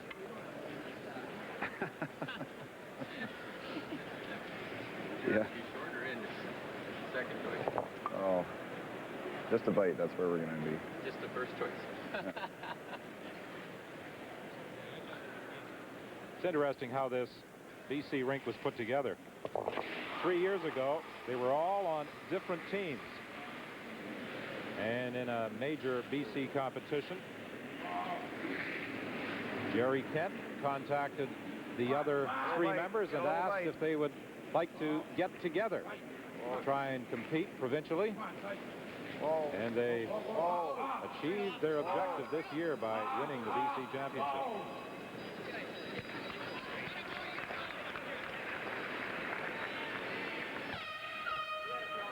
Sorry. Yeah, that was my fault. I told him I wanted a little bite. Oh, you did? Yeah. Oh. That's why they were sleeping. I That's thought he's more likely to beak it if it's biting you. Wow. I should have told you. Change. Oh, you wanted it tight. That's what I thought. That's what I brought it in. One was playing one shot, one was playing the other. That's kind of cute. Get hurt. Hard. Right up. Quick. On. Now he has the opportunity to perhaps go behind that corner guard. Okay, remember what we said at the intermission there, that the outturner is really swooping pretty good, and for Kent, he has to reflect back on the first shot of Kevin Martin in the fourth end down where it really took off. He ran out of circles there. Well, depends where he goes with this one. Slid inside a little. Yeah.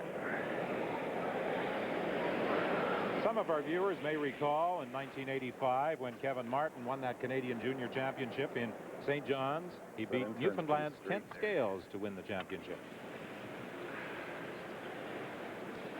Probably have to wait for it. It's going to come a lot at the end. Same weight. I heard Gerry Kent say to McCard and Sitka that it goes really fast at the end, so be very careful. It'll finish fast at the end. Down. Come on, and weight's down. Come on. Hurry. Weight's down, which means he is light. Hurry. Come on, guys. Come on. Oh, a golden opportunity here. Is he going to make the reins? No, he's going to be short. Hurry. Hurry. Oh, you have to make those against this kind of team you're playing against. You cannot afford to pull up short on that.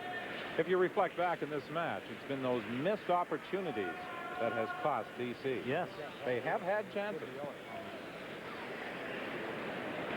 The surprising thing is the BC team's been playing a lot of draws, so she had a better feel for it there. He blocked the split, too. You know, he's actually shorter on his second draw than on his Yeah, there's a keen one. track on this side. But yeah, I threw that the same weight. Yeah, threw it the same weight, a little bit down the center of the keener track. So little spots in the ice make a difference, Don, where you throw it, how keen it is or how slow it is. And Kevin Martin simply fires his through to retain last rock advantage. And the score after 6 ends, Alberta 3, BC 2. You are watching the Labatt Brier live on Sports Weekend. Still ahead today, the chase is on at Lake Louise, and Alberta's Karen Lee Gardner hopes home course works to her advantage at the Women's World Cup Downhill. Charlie, the Johnsons are having something delivered. Mm-hmm. It's a new air conditioner. That's nice, dear. What system's so great they'd buy it this early? Must be a Lennox. Like I was saying, I just bought a new air conditioner. Uh-huh. Got a great deal. Ah. They say my energy bills could really drop. Ah, hey, A Lennox. Must be a Lennox. Oh, yes. Lennox Heating and Air Conditioning. It's winter. Let the games begin.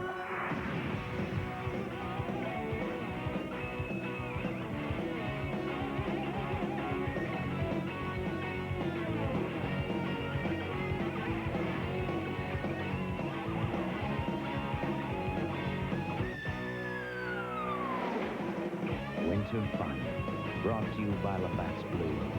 It's the way we play. The New Home Warranty Program offers industry-backed protection for Alberta new home buyers.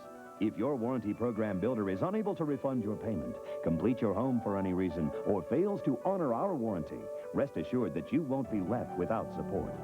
Our new home warranty provides comprehensive payment protection, and we'll pay up to $25,000 to cover the costs of completing your home, as well as a 5-year warranty when you move in. New Home Warranty, protecting your investment.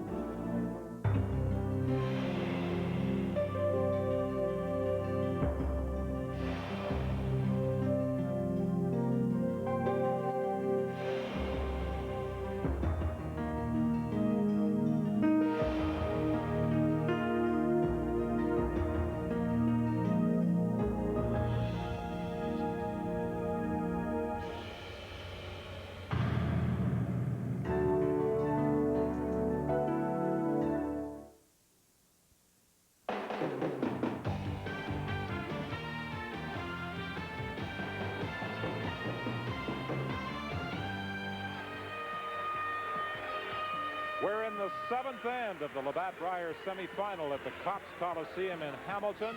Alberta leads BC by a score of 3-2. Next Saturday, CBC Sports Weekend will bring you the men's and women's final of the Canadian Junior Championships from Leduc, Alberta, the Pepsi Juniors that got underway today. In women's play, Alberta beat Saskatchewan by a score of 8-6. Manitoba defeated Newfoundland 10-5. And Ontario edged Prince Edward Island 7-6. On the opening men's draw, Northern Ontario defeated the Territories 6-5. New Brunswick in a tight one over Quebec 5-4. And BC easily beating Nova Scotia by a score of 8-2. The opening draw at the Pepsi Junior in Leduc, Alberta. And of course, Don Duguid, you're interested in that Manitoba result. Daughter Jill Staub winning by a score of 10-5. Well, showed a little bit of offense there. That's good on the opening draw. It's always nice to get off to a good start. And speaking of good starts, a good start here for BC. Don, one out in front. And Ken McCard put it there, and Don Bartlett missed it. Drew around nicely. All right. And boy, did the crowd here cheered when Bartlett fanned the open peel. They really want to see Roxton play. And now, of course, for British Columbia, the whole land is trying to protect that one in the house and maybe get another miss out of Alberta and draw another one around, or maybe pull up another guard. Well, we heard Gerry Kent say earlier that this BC rink seems to curl its best when it's down. Well, they never give up, you know. They keep digging, and they're down, and next thing you know, they're tied. They are very, very patient. And that's a great quality in curling. They've been a very quiet team here all week. A lot of people figured Howard and Lang would be here at the end, and it was BC that just kept slugging right along. That's a fine shot by Tom Shapitka. We mentioned that he owns a nightclub in Cranbrook called Jugheads. While he's here this week, his brother Alan is looking after things. I wonder if there's much Labatt product on sale there. Probably quite a bit. Probably quite a bit.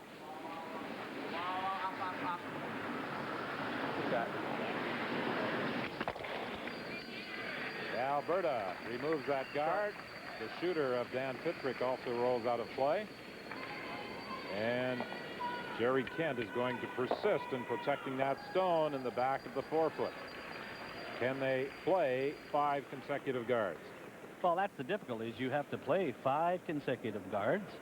And the difficulty with a guard is that you have to stop it halfway between the house and the hog line, hope that it curls enough to cover the shot rock, and hope that it doesn't curl too much and open it up. So it is a tough shot to curl. Funny, all the curlers make it all look so easy, and yet to place the shot exactly where you want is a very exacting thing. Yelling Whoa, he's got good line, but he may be a little bit too strong, in too deep, which will allow Alberta a chance for a double kill, and that's too close. Yeah. Just into the top of the 12. A shot like that, Don, just might ruin the whole end. If they make a double, the whole end is gone down because of it's too close to the rings. Chance for a double. You have to stop that rock about 2.5 feet in front of the house. We got no angle on the hit and roll in. Well, let's take the double here now that we got it. Just stop. Got to play it one way or the other. That's right, Kevin. You cannot have 2 shots in the back of your mind. You must play the one. What he referred to, the angle, is he cannot make the double and the shooter roll in. It's too bad an angle for him. He just wants to concentrate on making the double. Hard! Quick! Hurry! Quick! Hurry! Roll the shooter! He came close, but that yellow BC stone remains in the rings. Nobody there to roll that shooter over. Oh, Kevin giving his front end a little dig there. Nobody to sweep that rock over a little bit more. I love a third that's in the game. Well, had they swept that red rock a little more, and perhaps you're wondering why he was upset about it, it at least left a path to the button if Kevin Martin had to play a draw with his final stone. That's exactly right, Don. He's thinking 2 shots ahead for Kevin Martin. And this is a real gamble by BC. They do not want to bring that rock into the house or anywhere close to it. That's good distance. See, if they had to swept that one over a little bit more, Don, there might have been a little bit of an opening to come around and tap that one back. And that's what Kevin Park was talking about. Move it over a little bit. If you get through, you're not going to miss this one for sure. All right. He's going to try to go through the hole. Direct front, fine. Just hack weight or? Yeah, try to get through. If you wick this, roll in, that's fine. Try to get through. You got to be tight to this one. Got to be tight to the yellow one, yeah. This is a shot You can see the opening, Don. Is there enough room? The question is, can he get by this one here enough to make contact? That's the critical part, Don. He has to get by that outside one. If he can just squeeze by it, he'll make contact with it. If he makes this shot, it could very well be the game. Oh, yes. No question. Hole? I don't know whether the hole's there, Play though. it from here. Play it tight to the yellow. See, play it tight to the yellow. Tap. That means that if he touches the yellow, at least maybe he'll roll in. He may even come off the yellow and tap the zone in closer to the 4-foot. Oh, clean. Yes. Well, we have talked and remarked about the hitting ability of this Alberta team. How are they at the draw game? He's got a beauty. He's got a great looking shot. Is he going to get by? Oh no. Oh, he was very, very strong with that shot too.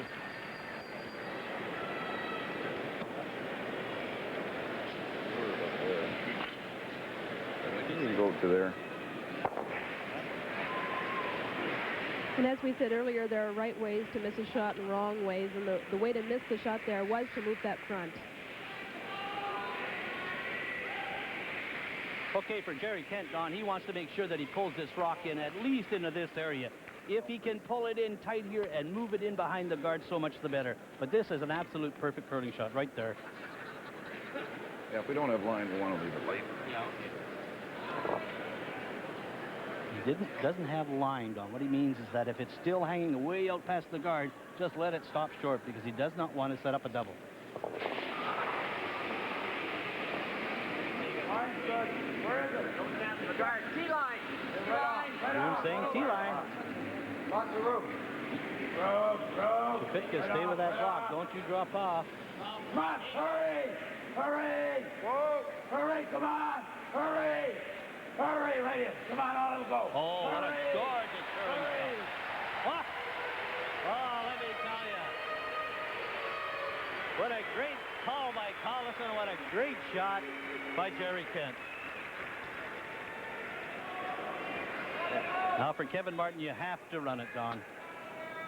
Look at this. Just a great call by Collison, a great shot by Kent, and great brushing by the front end. Look how much it gets by. You can almost touch that rock.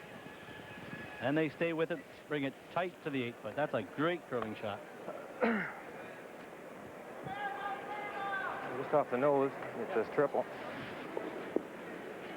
He's trying to kill all three of those yellow stones. He's going to try to raise the rock out in front of the rings back onto the 2 in the house. Yeah, he has to play this shot. Hurry! Quick! Tell you what, he's not going to be short on this one. Come on, quick! Look at this. Oh! Almost set up. Fantastic ring double takeout.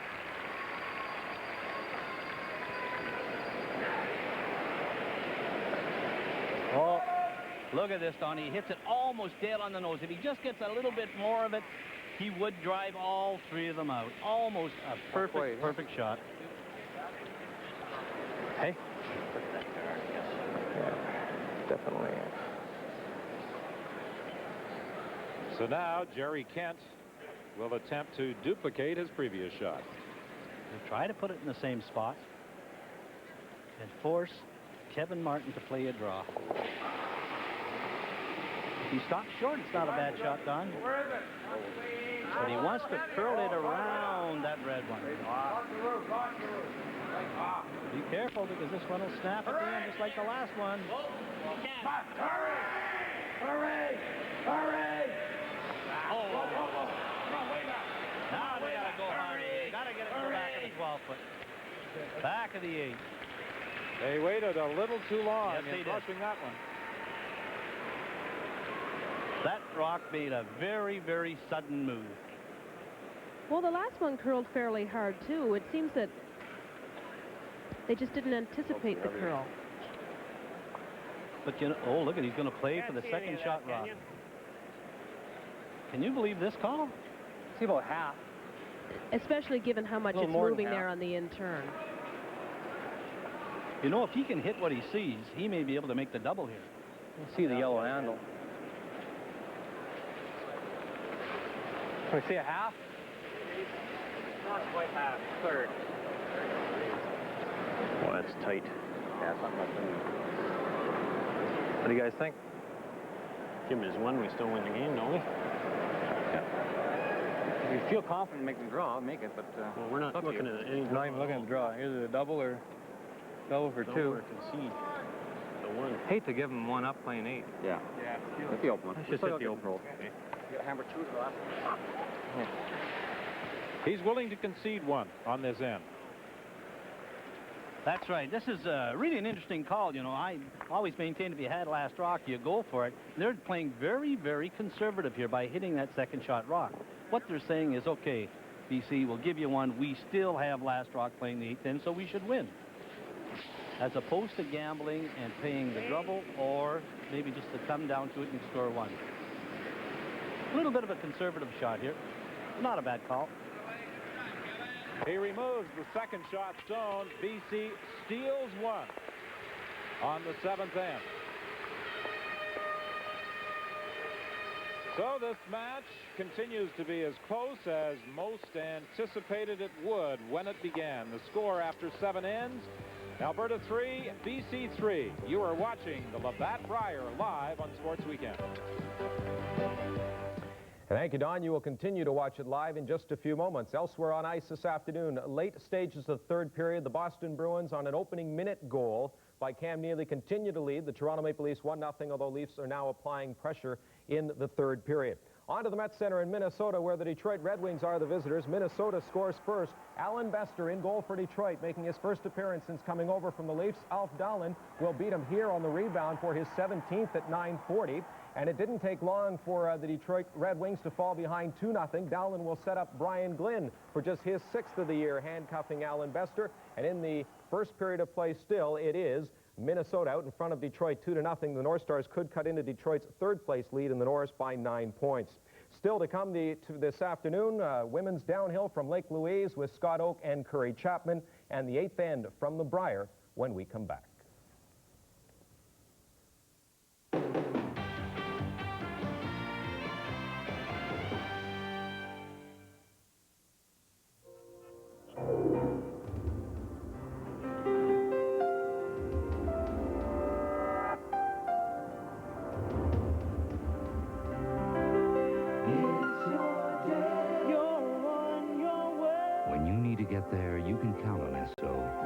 What's important to you, and we're here to give you fast, friendly service and get you back on your way. You're on your way with Esso. Right now, Mazda has some special values under wrap. Ooh. What's so special? New GST reduced prices, free automatic transmission. Free automatic? Or equivalent value credit of up to $900 on many models, plus loaded specially priced special editions like 323, Protégé, 626, Trucks, and MX6. Great spoiler. Thank you. And wait till you see our limited edition MPV and Miata. In British Racing Green. See your Mazda dealer soon, because these special values won't last long.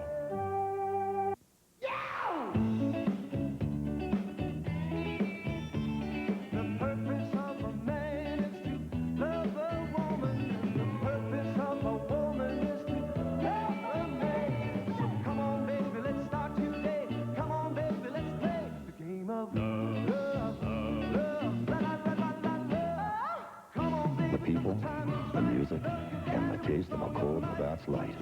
Now that's refreshing. Ed McLeod's impression of Hulk Hogan. Kentucky Fried Chicken's impression of Hulk Hogan. Ed McLeod. Kentucky Fried Chicken. And you can only make these impressions with WWF power stamps. There's Hulk Hogan and the Ultimate Warrior, Big Boss Man, and Macho King Randy Savage for 99 cents each. Collect one each week only at Kentucky Fried Chicken and make your own impression. Tomorrow. Playing the eighth end at the Labatt Brier semifinal. Alberta and British Columbia are tied at 3.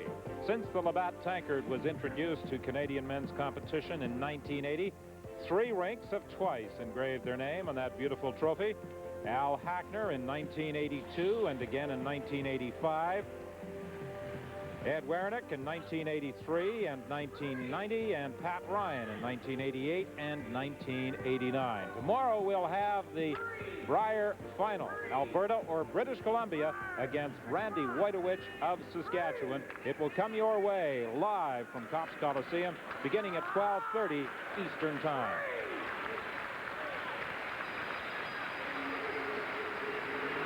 Shapitka was attempting to freeze to that Alberta stone at the back of the 12. Early on this end, a nose hit resulted in British Columbia trying to go around that guard. Alberta removed it and rolled into the open. Really interesting. This is a real gamble by the BC team, Don. They do not have last rock. They're tied, and they're freezing to rocks behind the tee line. I mean, if they don't make the perfect freeze, then Alberta hits and stays there lying, too. This is true, Don. He's fought so hard to get back in the game and tie it up, and now he risks giving them a 2 again. And well, you know, if I was Kevin Martin there, they tried to freeze one. It's about 1.5 foot apart. I might have just frozen to it and said, okay, Kent, you want to play this way? I have last rock. You make a half a shot, I'm going to get 3 on you. So this is a real gamble by British Columbia. And he has to hope that his players make some perfect freezes, or he's going to give up 2 and possibly 3. Well, and if he wants to steal the end or make Kevin shoot at as tough a shot as possible, you might want to drop it out front. Well the corner. Well the corner.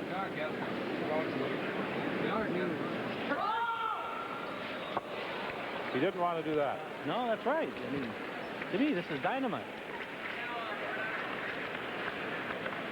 Down normal. He does not have last rock, and he's freezing the rocks behind the tee line. That's supposed to be the responsibility of somebody that has last rock. These rolls are reversed here. Now for Alberta, they're going to hit this rock and try to roll a little bit on to the left and get some separation. You do not want to hit and stay there because British Columbia will simply freeze down to it.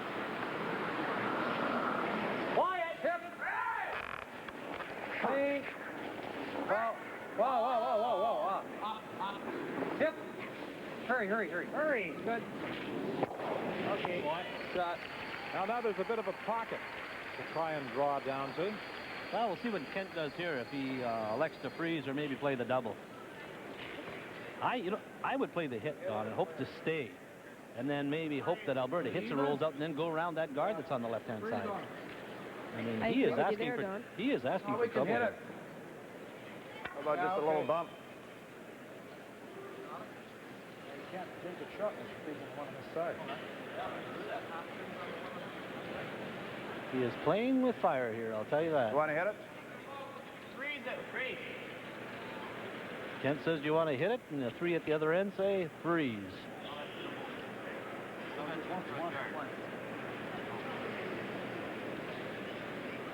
This is a very critical shot from BC third man Brian Collison. No, he's playing the hit now. Right off. Right off. Right off.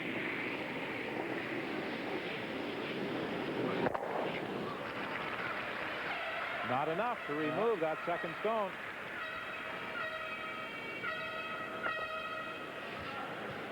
Well, earlier, Collison was well behind Kevin Park in percentages. He has improved. And none of the curlers are scoring nearly as high in this match as they did in round-robin play. Well, maybe just the situation. You're in the semifinal of the Canadian Championship. And maybe nerves have a little bit to do with it. But Alberta here would love to hit and stay right there.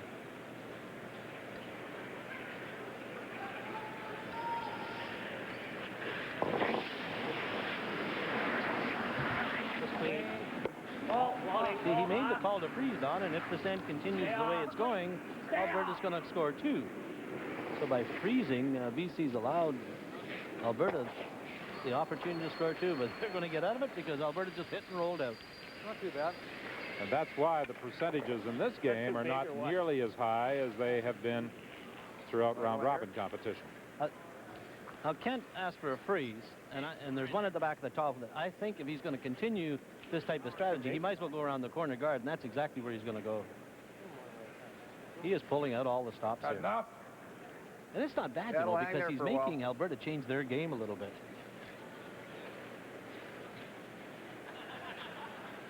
But this one, it better be in around the guard, and hopefully in front of the tee line. Oh, it's out. Wait close. It's out. Room. Lots of room. Wait as long as Lots of room. Wait for it. As long as you can. Copy. Yeah. Come on now, hurry. Hurry. Come on. Hurry. Also go. Don't stop. Don't stop.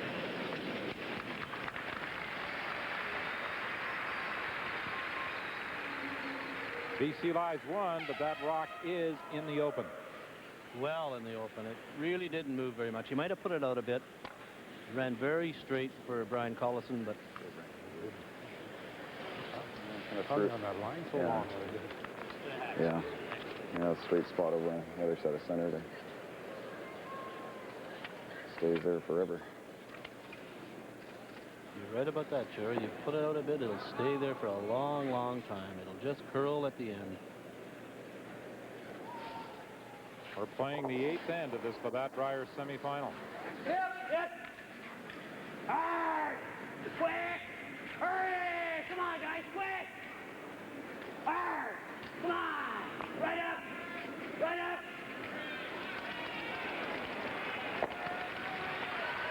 And Kevin Park pushes it cleanly through. Alberta lies 2. Boy, it looked to me like Kevin Park rolled that one a bit. And it stayed right there for him. It never curled a bit. And That's when you owe the front end money after the game. Oh boy, they held it right there, Colleen, all the way down the ice. I watched them brush it, and it never moved a bit. Kent going to the outturn here, Don, which is really interesting. A little bit more curl to it, so the sweepers really control how much it curls. If they stay on, it'll run straight. Pick up their brushes at the end, it'll curl a bit, and hopefully get the roll. So this is actually the safer turn of the two. Because you can control it. Oh. 3. Hurry. Come on. Hurry. Hurry. Hurry. Boy, they got to hurry on this one. Is he going to get the roll? Whoa. Oh, look at this. Oh, a bonus shot. Looking for the roll and makes the double.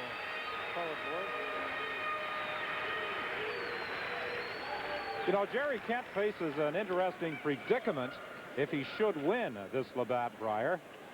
He is scheduled to go on a mountain climbing expedition to Nepal March 25th to April 18th. Halfway across the country here every day. He would be away during the World Championships in Winnipeg. He said, I'm canceling the mountain climbing trip. I guess. He's going to, if he does go to Nepal, attempt to climb a mountain that is about 20,000 feet high in the vicinity of Mount Everest. He has climbed Mount Robson, the highest peak in the Canadian Rockies. That was in 1987. No wonder why his nerves are steel. Hard. Come on. Quick. Hard. Come on. Push it. Hard. Whoa. There's the roll that Alberta was looking for. A little too far, however. And now there's an opportunity for Kent to get an inside roll off that stone behind cover. Well, they haven't played out this far yet. It's going to be interesting. Let's hear what they have to say.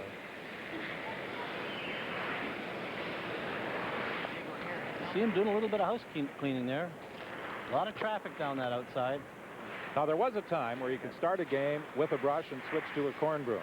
That rule has since been changed. You finish a game with the same piece of equipment you start. Exactly. You cannot change to a corn broom to sweep halfway through the game. You must stay with a broom or brush you decided on. Well, what was happening was teams would get down by a little bit and bring out the corn broom to bring out the debris on the ice in order to make it curl a little bit. I like that. I like that.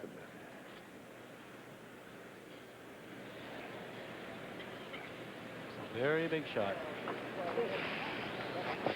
Out turn a little further out.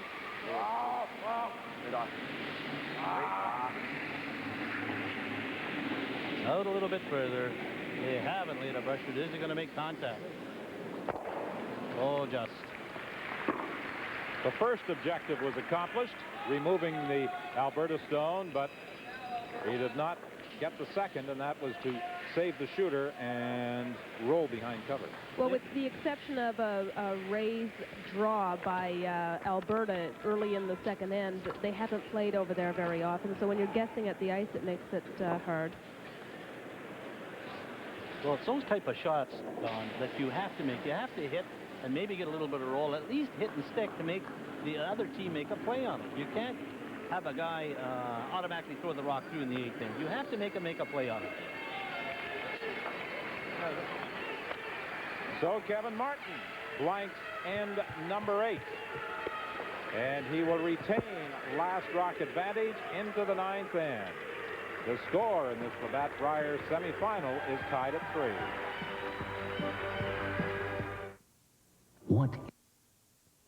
What is refreshing?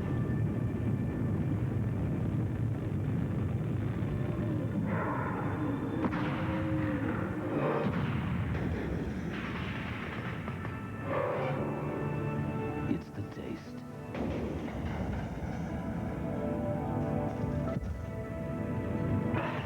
The taste that could only come from a cold Labatt's Light right out of the ice. No, that's refreshing. Lotto 649 asks, how big is $12 million? Big, big, big, big, big, big, big, big, big, big. No, $12 million is bigger than that. Big, big, big, big, big, big, big, big, big, big, big.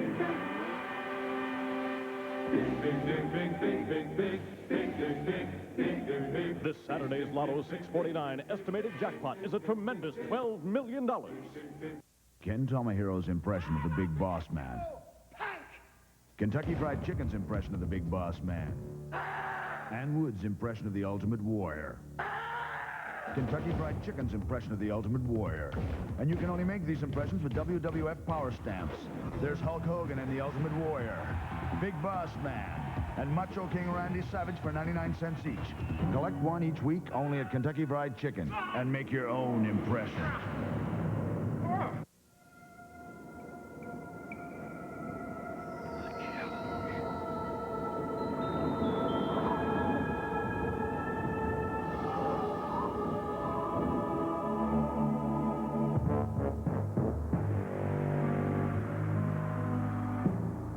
Take the Edge head-to-head challenge.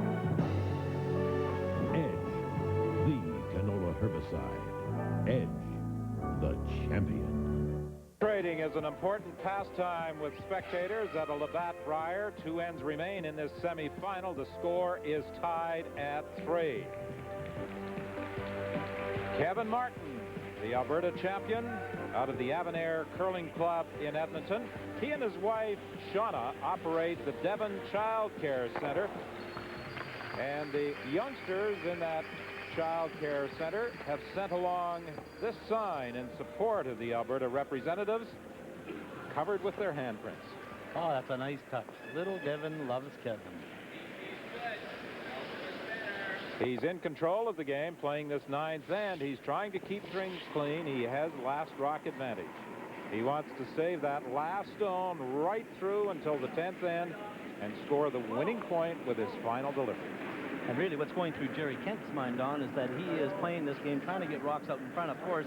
But in the back of his mind, he's saying, okay, if it comes down to the 10th end, I want to force Kevin Martin to play a draw, because for the last 3 ends, all he's done is hit. So draw weight might be a little bit elusive for him. So that I know Gerry Kent is thinking about. And a lot of times it's easier to steal the 10th end, too. I mean, the pressure's at a peak, and... Yeah, stealing is difficult, especially against a team of Alberta's capabilities.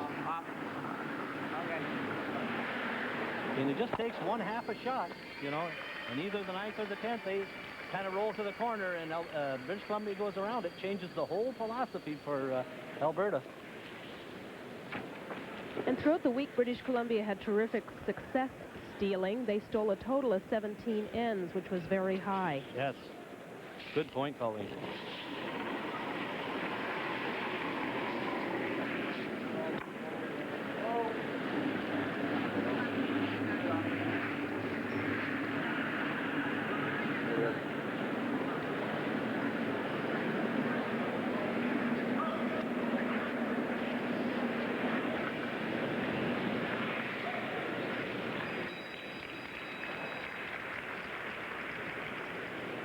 Again, Tom Shapitka places that stone in front of the rings, and immediately Kevin Martin positions his broom and asks his second, Dan Petrick, to remove it. I guess the classic hitting game that we have witnessed at any Brier occurred in 1989 in Saskatoon, when Pat Ryan of Alberta defeated Rick Polk of British Columbia by a score of 3-2.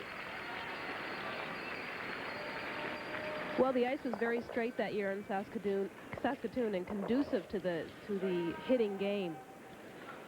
There were 6 blank ends in that game.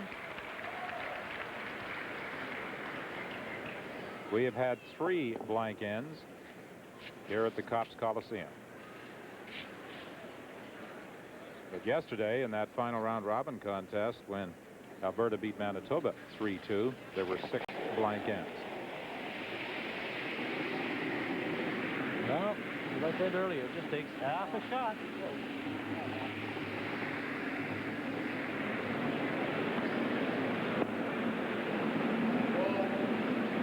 If you're the skip of the BC team, Gerry Kent, you're saying to Brian Paulson, whoa, don't come in the rings. Please don't come in the rings. There it is. Good shot. Yes, curlers do a lot of pleading and talking to rocks in order to make them do what they want. Much like golfers, and all that dialogue never seems to help.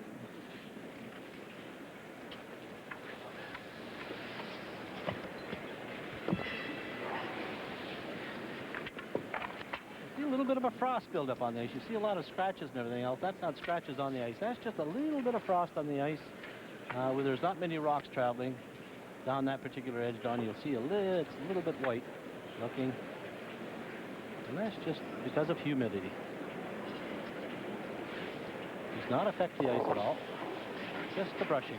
You have to brush a little bit harder to keep it cleaner. Kevin Park wants to peel. He does.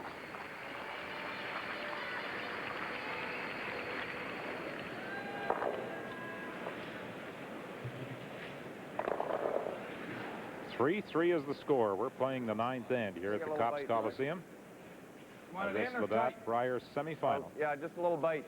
Same weight exactly. We can stuff that in. The front end said the same weight exactly. We can take it to the rings. That's exactly right. 2 good brushers, although it's never been proven with brushes that you can take a rock 15 feet further with 2 good brushers as opposed to not being brushed at all. So when we talk about brushers actually control the weight and the lines of the rock, that's exactly what they do.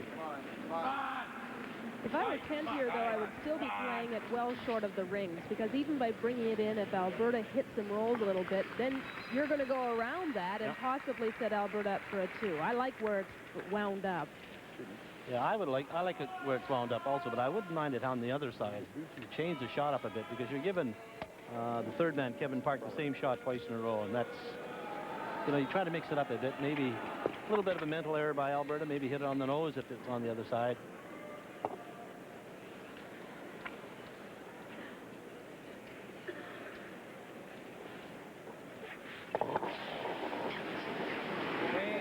Clean, off, clean it. Off.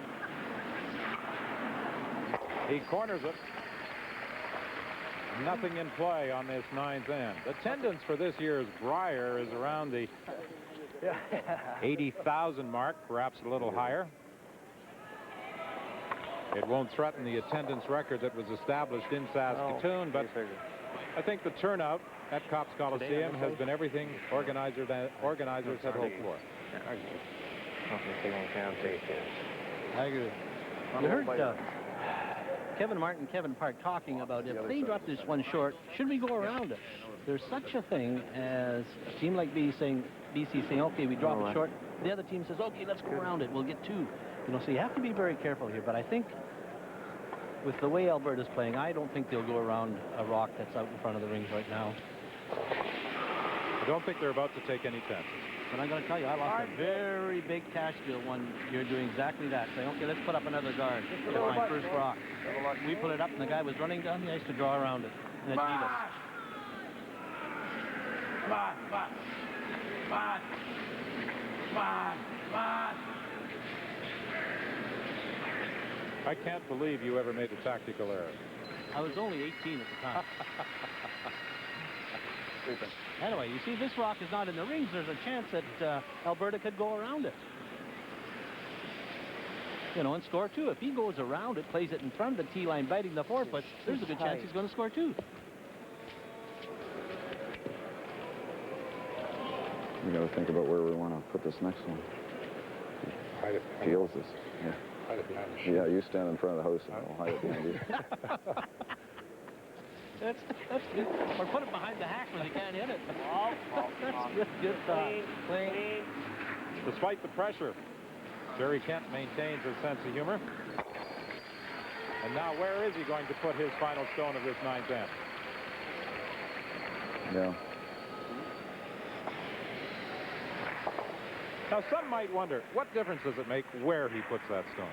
Well, psychologically, you know, you watch, you've played against this team before, and you're playing against them now, so, you know, maybe he brings the rock across his body in the interim. Maybe has a tendency to roll it a bit. So you put it on the side, maybe where he's got a little bit of flaw in his curling delivery. Or there's a little bit of a different run in the A little bit more. Okay. Oh, you don't pick a spot of it just because it's neater, it's nicer over that side, and you're left-handed or right-handed. No, you pick a spot where you think he's more apt to miss it. Which might be over on sheet 5 somewhere. Right on top of the boards.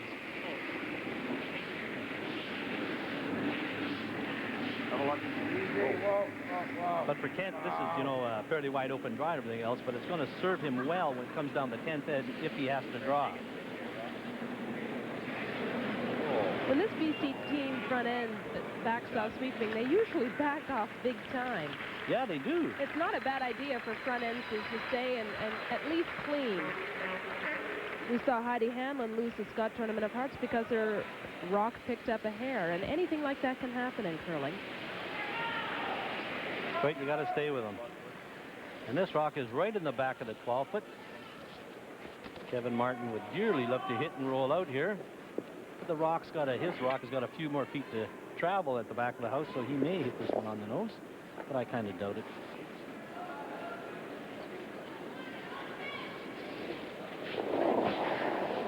No motion wasted with his backswing because the rock does not leave the ice.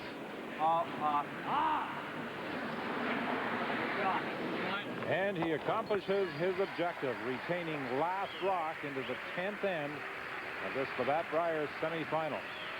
And it's all tied at 3. Martin will try and keep things clean. British Columbia will try and get a corner guard game going, trying to steal a point. Any kind of guard, corner guard, center guard, anywhere. He needs a half a shot out of Alberta. He needs a rock somewhere out in front. Or one just slightly behind the button that he can freeze to. The winner will advance against Randy Wojtowicz of Saskatchewan in tomorrow's Brier final. You know, since the playoff format was introduced in 1980, 7 times the first place finisher in round-robin play has gone on to win. We go in? Yeah. Here. Here we got a light. And Wojtowicz and his team will get some practice time right after this game to stay loose.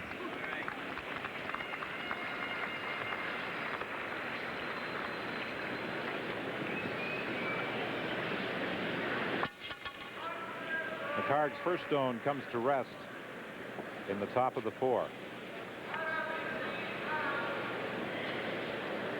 Oh, this is going to be interesting. The rock is right on the button. Martin doesn't want any rocks in the house. He wouldn't mind a biter way over in the corner of the 12-foot, allow him the luxury of hitting rolling out with his last one if there's a BC rock in there. But he doesn't want any rocks in play. Don Bartlett really gets down at ice level to watch the progress of the stone. He's used to this hitting game. He played with Pat Ryan in 1983-84.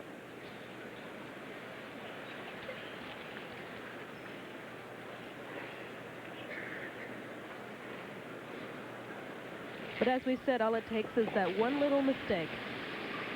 Half a shot. That's all they have to miss. Just a half. Front 12. Oh, that's good. Yep. Oh. Now, I mentioned the name of Pat Ryan, a two-time Canadian champion. He won in '88 and again in '89, representing Alberta. Then he moved to Kelowna, and he teamed up with Rick Folk, Bert Gretzinger, and Kelly Richard. And they were referred to as the super team. Many anticipated that they would take the BC championship. They only won one game in the provincial finals. Well, sometimes 3 skips is not a team made, but that is a pretty awesome team. Wow. But I think the game of curling, you know, you go out there and you're playing the likes of Pat Ryan and Rick Folk and Bert Gretzinger. That's a formidable threesome or foursome. But you still have to gel. I mean, if Rick Folk misses a shot and Pat Ryan says, "Oh, how could you miss one like that?" Or conversely, if Pat Ryan misses one thing, no wonder you play that type of game. You can't draw, you know. So, but that is a great team, and I don't. It's amazing to me that they never got out. But well, this rink curled very well in the playdowns. They beat Al Moore in the BC final.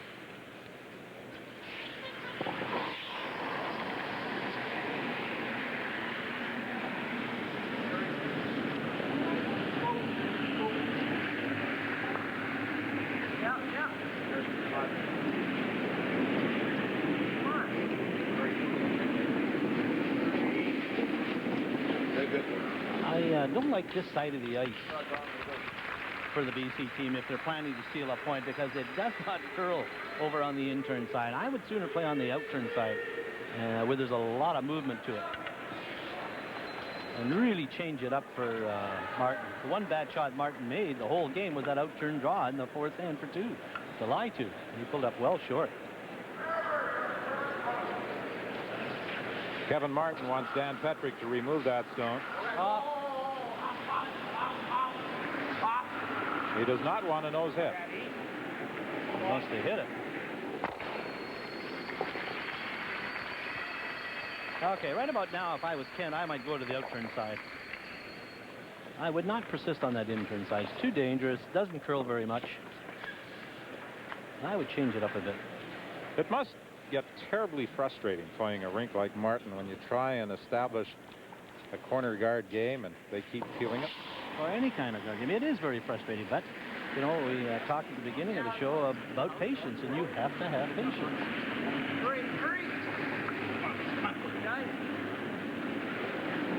Easy. Easy.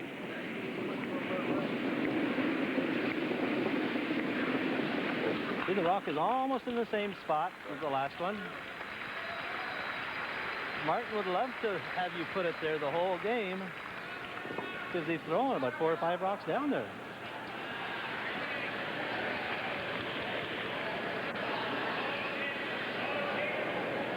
Curlers from many parts of southern Ontario taking in the Brier action here at the Cops Coliseum, as well as ardent curlers from all across the country. Ah, there's a little bit of a roll. A rock in play. It doesn't offer much protection in the 4-foot, but it certainly covers a part of the 8-foot. And as a last resort, Kent will use that to draw around. But he'll put another one up in front, hoping that they drive it back onto it. I would play over that side, hoping that they do drive it over there. Now, why would he have called for the other stones in the rings, and he's asking Collison to place one out front? Well, what he's trying to do, he's trying to take away from this rock over here. He wants them to hit it on the nose.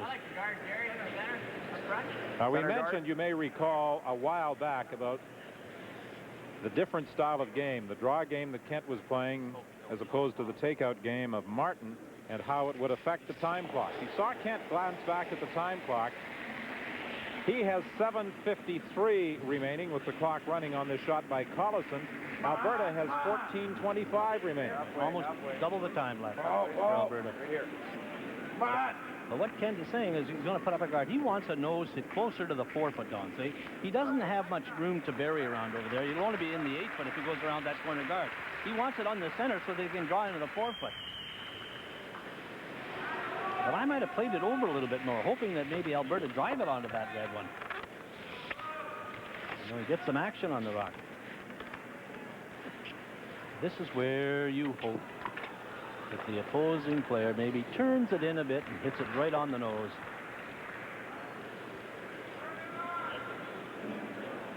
Each team is allotted 75 minutes in which to play its stones. Their clock starts to run when the opposition stone comes to rest.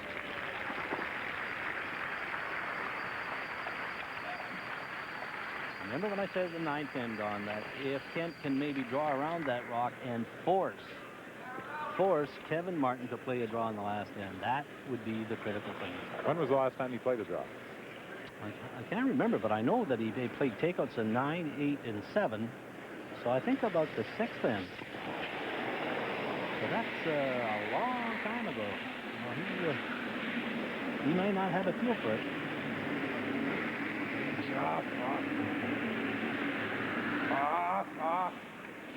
You know, I think the closest we saw any team come to using up its allotted time was Rick Lang in one of his games during the week where he had about a minute left. He represented Northern Ontario. Certainly when you get down to a minute, you start looking back over your shoulder at that time clock. 7 minutes, though, left for BC is plenty of time. Rick Lang of Northern Ontario watching this one. He had hoped to be a participant in the semifinal. He lost the tiebreaker last night, 6-3, to Gerry Kent of British Columbia. They had identical 7-4 round-robin record. Yep. Quick! Boy, this is going to be close to... No, he's got a good shot. It looked to me like it was going to make a little bit of a move and maybe hit that one on the nose, but it stayed right there. By the way, we should add that Rick Lang was the recipient prior to this game of the Ross Hearthstone Award, voted by the curlers to the fellow player who best exhibits sportsmanship and ability. Deservedly so. Just a great individual and an outstanding curler. He's one of the really good people in this game of curling. Well, Gerry Kent is rapidly running out of places to put a stone. As his final resort, he'll try and go around that Alberta stone that is sitting at the top of the 12. Well, I just think he's going to throw another one out in front, Don, hoping that maybe Martin hits it on the nose. With his last rock, he'll go around that on the in-turn draw. Well, at least that one in the 12-foot offers some protection, which is better than just having to hope that Martin misses an open hit.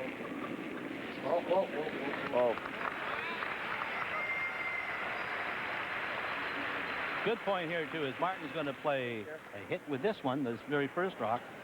And if Kent draws around that corner guard, he's going to have to play a draw with his second one. So he's mixed up the shots a little bit for the Alberta skip.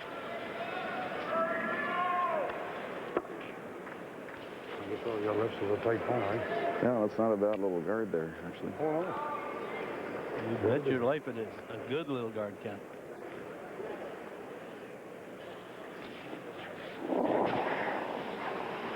Yep. Hurry. Quick! Hard! Come on! Boy, this is moving a bit. No, he's got it. Real good feeling by the Alberta team. Just very precise shot making. So now, Gerry Kent will have to try and sneak in behind that red-handled rock at the top of the 12. Okay, for Kent, he has one chance, Don. He wants to bring it into this area here. More importantly, he wants to make Alberta draw, and if he can get it back there and maybe just cover it just fractionally from this one on top of the 12-foot, he wants to force Martin to make a draw. That's the only hope he has. It's not much of a hope, but it's a good chance. And that's all he wants, is a half a chance. And you have to have a good memory for how much ice you're going to take and how much weight you're going to throw on this shot. He wants to make sure that he's buried. And I think you may have detected from the reaction of the crowd as Gerry Kent went down to throw this final stone. The majority of the spectators here are pulling for BC. Well, he's got a lot of weight. Is it going to stop in time? No. They are going to brush it hard. Oh, no, I don't think it stopped in time. I don't think Kevin Martin is going to have to throw his final stone.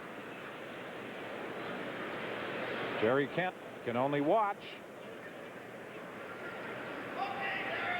I think Kevin Martin feels that he does have the shot rocked.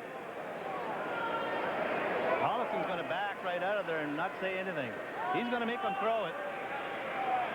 Boy, decision time if they're shot. I'll bet you any money Kevin Martin throws this through the house. Got it. Sure, he knows he's got it. You heard Kevin Martin say, we've got it.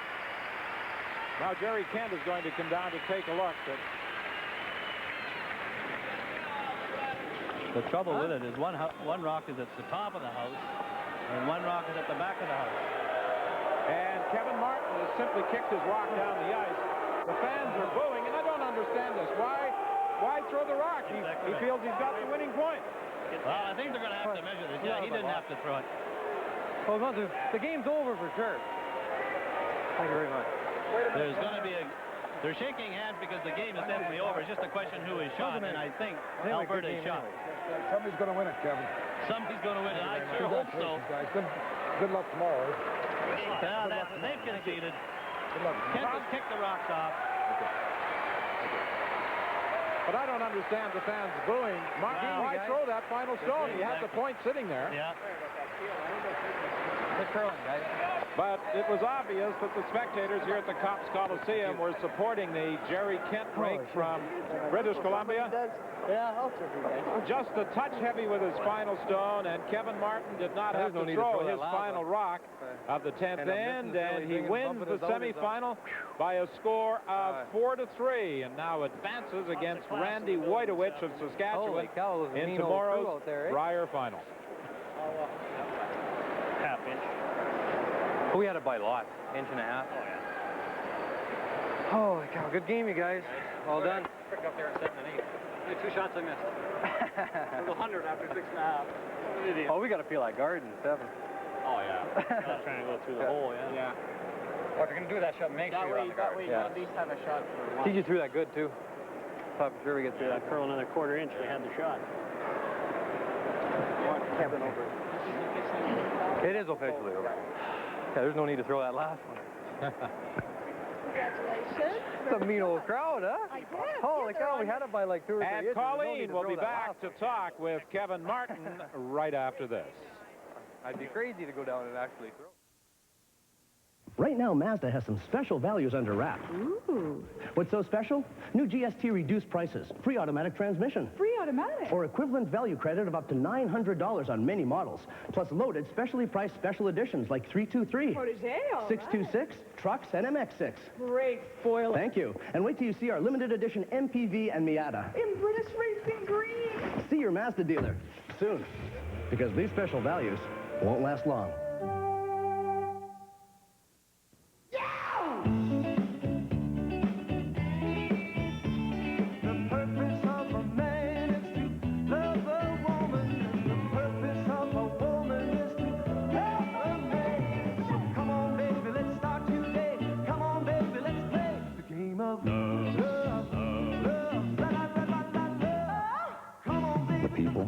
The music, and the taste of a cold Labatt's Light.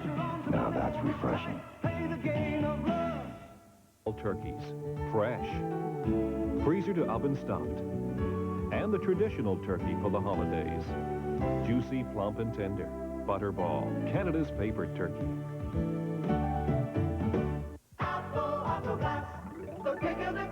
replace it. Let Apple repair it before it spreads at no cost to you, providing you have glass coverage. So don't delay. Get it in today. MC Hammer, rap star and Pepsi drinker. Well, today, we secretly replaced his Pepsi with Coke. Let's see what happens. Feelings, nothing more than feelings. Hammer! Proper.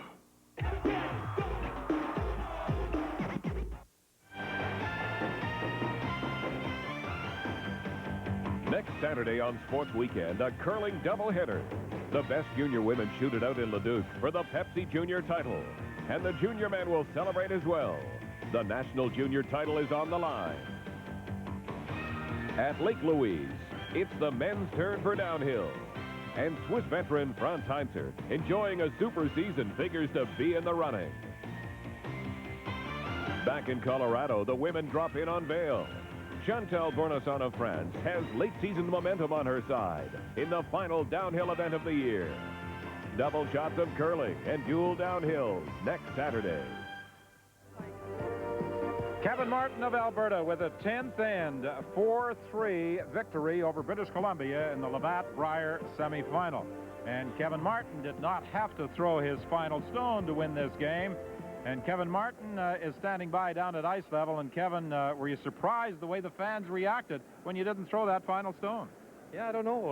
I think a guy'd have to be fairly crazy to, once you've got the game won, finished, done, we're into tomorrow's game.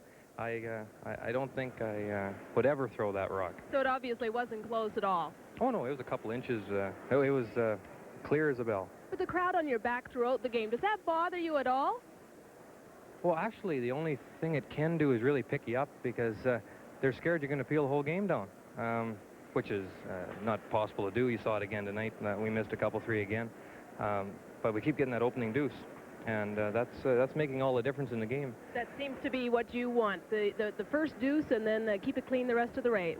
Is that what we're going to be seeing against Saskatchewan tomorrow? Geez, I hope we get the first deuce tomorrow again, but I don't know. You can't worry about the fans. You know, they want to see 17 rocks in play every end, if they could. You know, 17 double raises and so on, and low percentage shots. That's what they want to see, and that's not what they're going to see from us, I hope. Kevin, all right, Don's got a question for you now. Don? Kevin, 7th end, you decided to hit the second shot rock. You're obviously very confident you could carry it through to the 10th. Well, yeah, like I had my draw weight all game, but you're insane. We're one up with it. There's absolutely no need to take a stupid chance and have it pick up something or have it come up a little light or a little heavy or something. It is not necessary. We were okay where we were. We got the brick coming into the even ends. You're looking good. All right, Kevin, did you think at all about playing the double? Did that thought cross your mind at all in that 7th end? Well, it did, but I could only see maybe a quarter of a rock. If I could hit what I could see, I'd get the double for 2. But what the guys said, we came down here and had a little meeting, and they said, listen, if they get 1, we still win the game. So, well, let's do it. Well, is youth against you tomorrow? I mean, you're a very young team, and first time for Whitewich too. But will age or the youngness of the team have any effect? I hope not. I don't think it will, but we'll have to see tomorrow when the actual game happens and the pressure and everything else. It's going to be an interesting game tomorrow for sure. Wojtowicz likes to come after us, and we like to go after him early in the game too. And it's going to be a heck of a game. It'll be the biggest game of your life. Good luck in it. Thank you. So tomorrow it's Kevin Martin of Alberta against Randy Wojtowicz of Saskatchewan for the 1991 Labatt Brier Tankard. But there's much more than a Canadian championship at stake tomorrow, Don. An opportunity to play in the Worlds and represent Canada in the Olympics. A little added pressure. Well, there is a lot of pressure, Don, and like you say, there's a lot of added bonuses. You start out at the beginning of the year just trying to win your province, and now here you are in a final. So it should be just an outstanding game tomorrow. Now, Colleen talked to Kevin Martin about his youth. He's only 24 years of age, but he does have international experience. He lost in the final of the 1986 World Junior. This experience at the international level and having won a previous Canadian Junior Championship Will this be an advantage to him, do you think? Well, I don't know whether it'd be an advantage. I know that they play with a lot of confidence, the four players. I mean, his team has got a lot of confidence in him, and he makes a lot of shots, and he never seems to get in any trouble. So I would think there's going to be added pressure on Wojtowicz as opposed to the young Alberta team. Alberta, Saskatchewan tomorrow. Gerry Kent of BC just came up a little short in his quest to win the 1991 championship. He's standing by now with Colleen. Thanks, Don. Gerry, is there one shot or one end you'd like to play over again? Well, I thought I threw a good shot in the, I guess it was the fourth end. We were trying to come around one of Kevin's shots that was just biting the top of the 12-foot. But it just seemed to drift and drift. When it was at the hog line, I thought I had it on the tee line, and I thought we had a good chance to steal. So I think the fourth end was a big end. If I'd made my come around there, it might have been a different story. Considering you came into this, Brier, not picked to be in the semifinals, is there some sort of satisfaction to have gotten here and played a good game and a really good chance at winning it? Yeah, we can't help but feel satisfied with our performance. The guys curled great. I just wish I could have curled a little better for them. Well, this means you can go mountain climbing now. That's right. I'll still have a trip of a lifetime to Nepal later this month. All right. Congratulations on a good showing anyhow. Thanks, Colin. So Gerry Kent, a disappointed 4-3 semifinal loser to Kevin Martin of Alberta in this Labatt Brier semifinal. 4-3 the final score. Alberta faces Saskatchewan tomorrow, and we'll be back to talk with Randy Wojtowicz after this.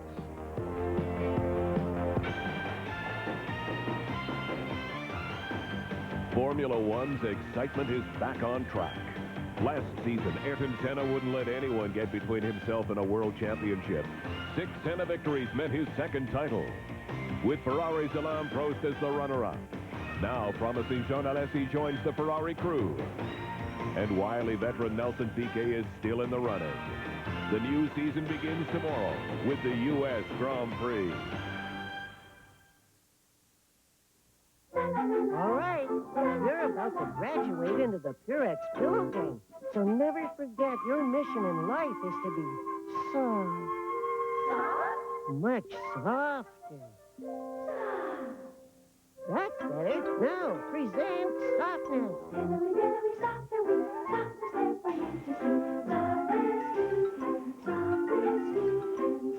We put hundreds of little pillows in every sheet. It's 2-ply softness, you can see. Mazda has some special values under wrap. Ooh.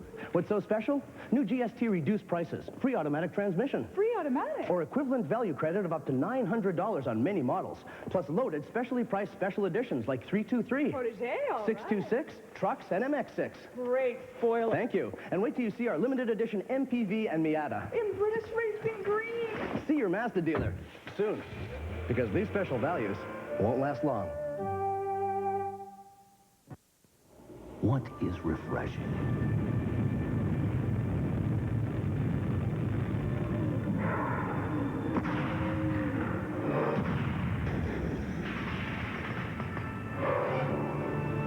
It's the taste.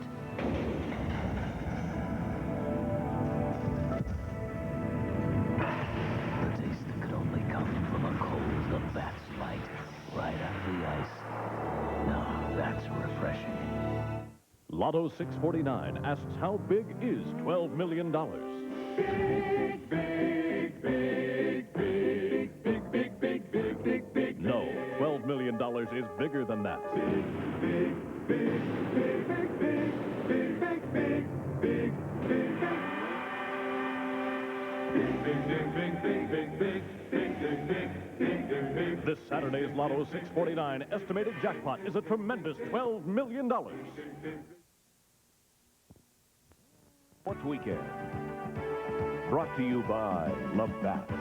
Across Canada, beer at its best. And by Mazda. It just feels right.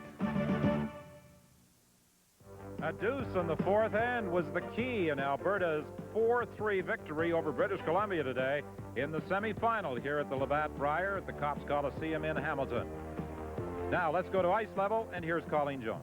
Randy Weidowich will be playing Alberta tomorrow in the Brier final. He was an interested spectator today. What did you think of the game? I know you didn't watch it all, but you saw some. Well, the game went basically the same way it always goes when you play a peeling team. They're gonna try to hit everything in sight, and you can't do that for 20 rocks apiece. You're gonna get your chances, and Gerry had his chances, and just wicked the one time in 7, and that proved to be a big difference for them in this game. And you just found out you won the advantage of last rock in the first end. That is a big advantage, as we've seen all week. Yeah, I didn't call it myself. I let my third man handle that pressure, but yeah, we'll take last rock the first end. Back home, we played a lot of peeling teams in our provincial championship, so we're used to that sort of thing, and if you can score first, it helps. Now, you pounded them during the round robin. Do you expect the same kind of good fortune tomorrow? No, I think you'll see something along the same line. It's going to be going down to the last shot in the 10th or the 11th end. I'm pretty sure of that. What did you do today to stay loose? We watched the game for a while, and we were going to go to the art gallery, but decided against that. All right. Well, good luck tomorrow. Thank you. Yeah, I don't think they were too serious about going to the art gallery. I think they were more intent on what was happening here on the ice. Are you surprised by anything that took place in today's game? No, I'm really not. I know that Alberta loves to peel. They're going to have the same type of opposition tomorrow in Randy Weidowich. I think the big advantage, Don, is the fact that Weidowich won the toss. And if you can get 2 on Alberta, it changes the whole complexion of the game. So I think that's a very important win that they won the toss. BC in round-robin play beat Alberta. Saskatchewan in round-robin play beat Alberta. But as you said, the big advantage tomorrow for Saskatchewan in the final is that they will have last rock on the opening end. We'll have that final for you, but right now let's go to Sports Weekend Control in Toronto. Here's Ken Daniels. Thank you, Don. Randy mentioned art. He'll attempt to do his artwork on the ice tomorrow as Saskatchewan bids for its first Brier title since 1980 when they meet Alberta, who last won in 1989.